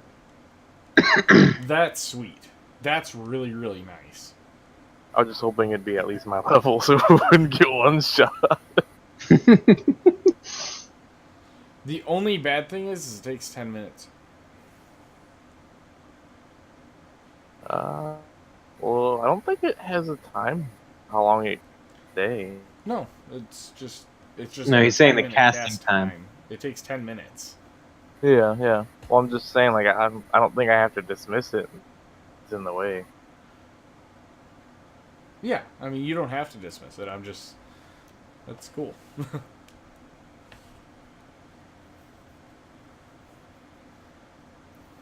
Yes, I'll put it away for now. Rip up my pants. That's his way of dismissing it, is literally zip up his pants and it just... I just shake my head, sigh, and walk. Wait, how do you zip up a metal fly? Careful. You have, like, armor on, don't you? Or are you not wearing your armor? I'm wearing it. I was just kidding, though. Oh. Like, I said I'd put it away like I was showing off my E-beam. No, I know, but I was joking. I was like, you zipped up your fly and it went away. And then I got to thinking, how do you zip up a metal plate?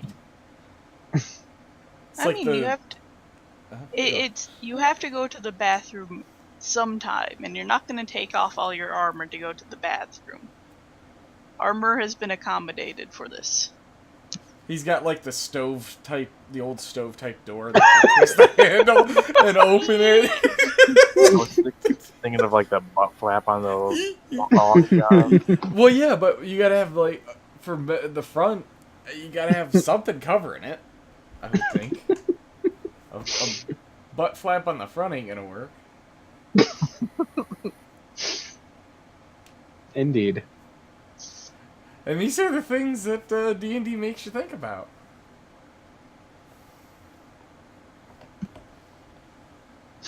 Yeah, I think about those things randomly sometimes. Yeah. Eric knows this. We all know this. Some things just need answers. They do. Some questions need not be asked. That doesn't mean they're thought of. Not thought of. That one. Fair enough. Indeed. Indeed. What type of creature is this? Well, of course, we'll just discuss that later. Yeah, I mean, essentially, it's a small drake, but we'll get into details. Alright. By the way, it is mid. Yeah, I'm trying to get us to a certain point, and it's kind of not happening because of penis talk and... We are just fucking around way too much. I mean, yeah, that's what happens. It is. Yeah, Welcome to no. this campaign. I dismiss the dragon and go on to our business.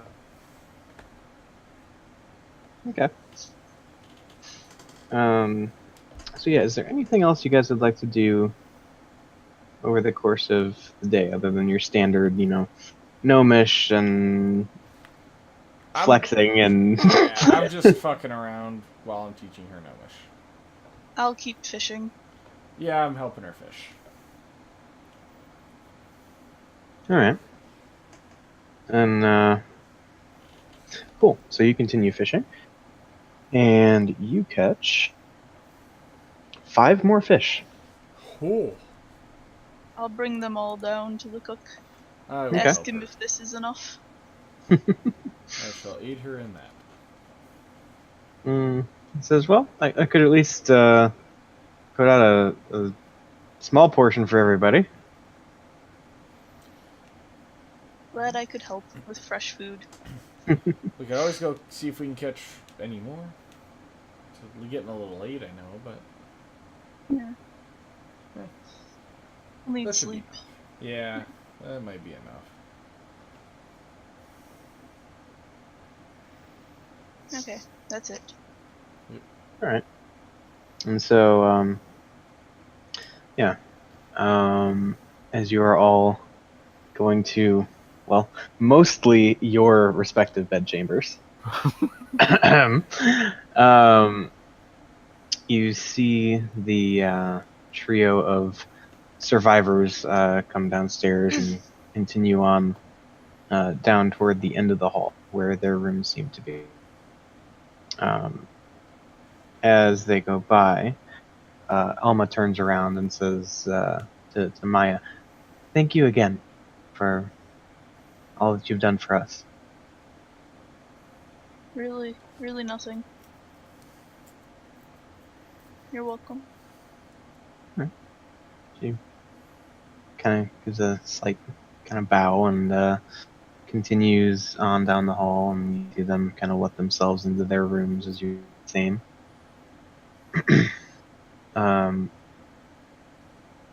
So yeah.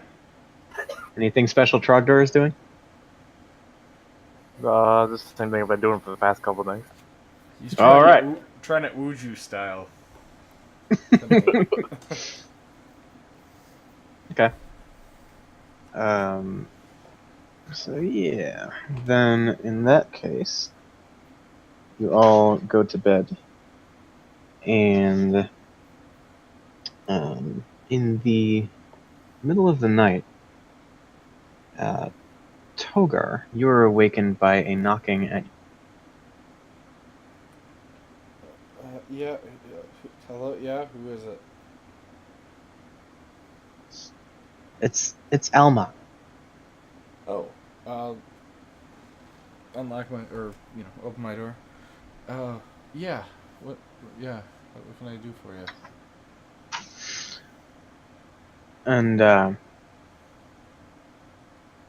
you just see her kind of standing there, and suddenly Alma's shape begins to change. I immediately start yelling. I'm just As what the?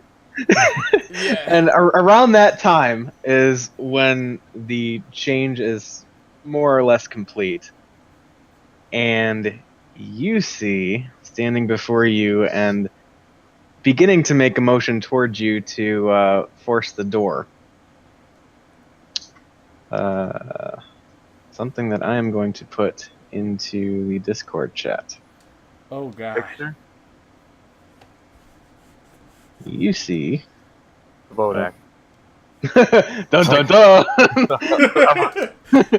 It is not a Bodak. It Oh is. god, that's creepy as fuck. I don't see the new one yet. This thing. Oh gosh. What the hell What is that? is that? And that's where we'll pick it up next time. Oh, that's terrible. at least I got my shout off of what the because hopefully somebody will see this.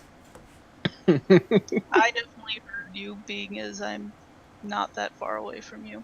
Right, that's why I yelled. Because I got you, Bungdo, right next to me. So. I healed that little shit. Ow. What the fuck is that? A creature that Eric has devised to end.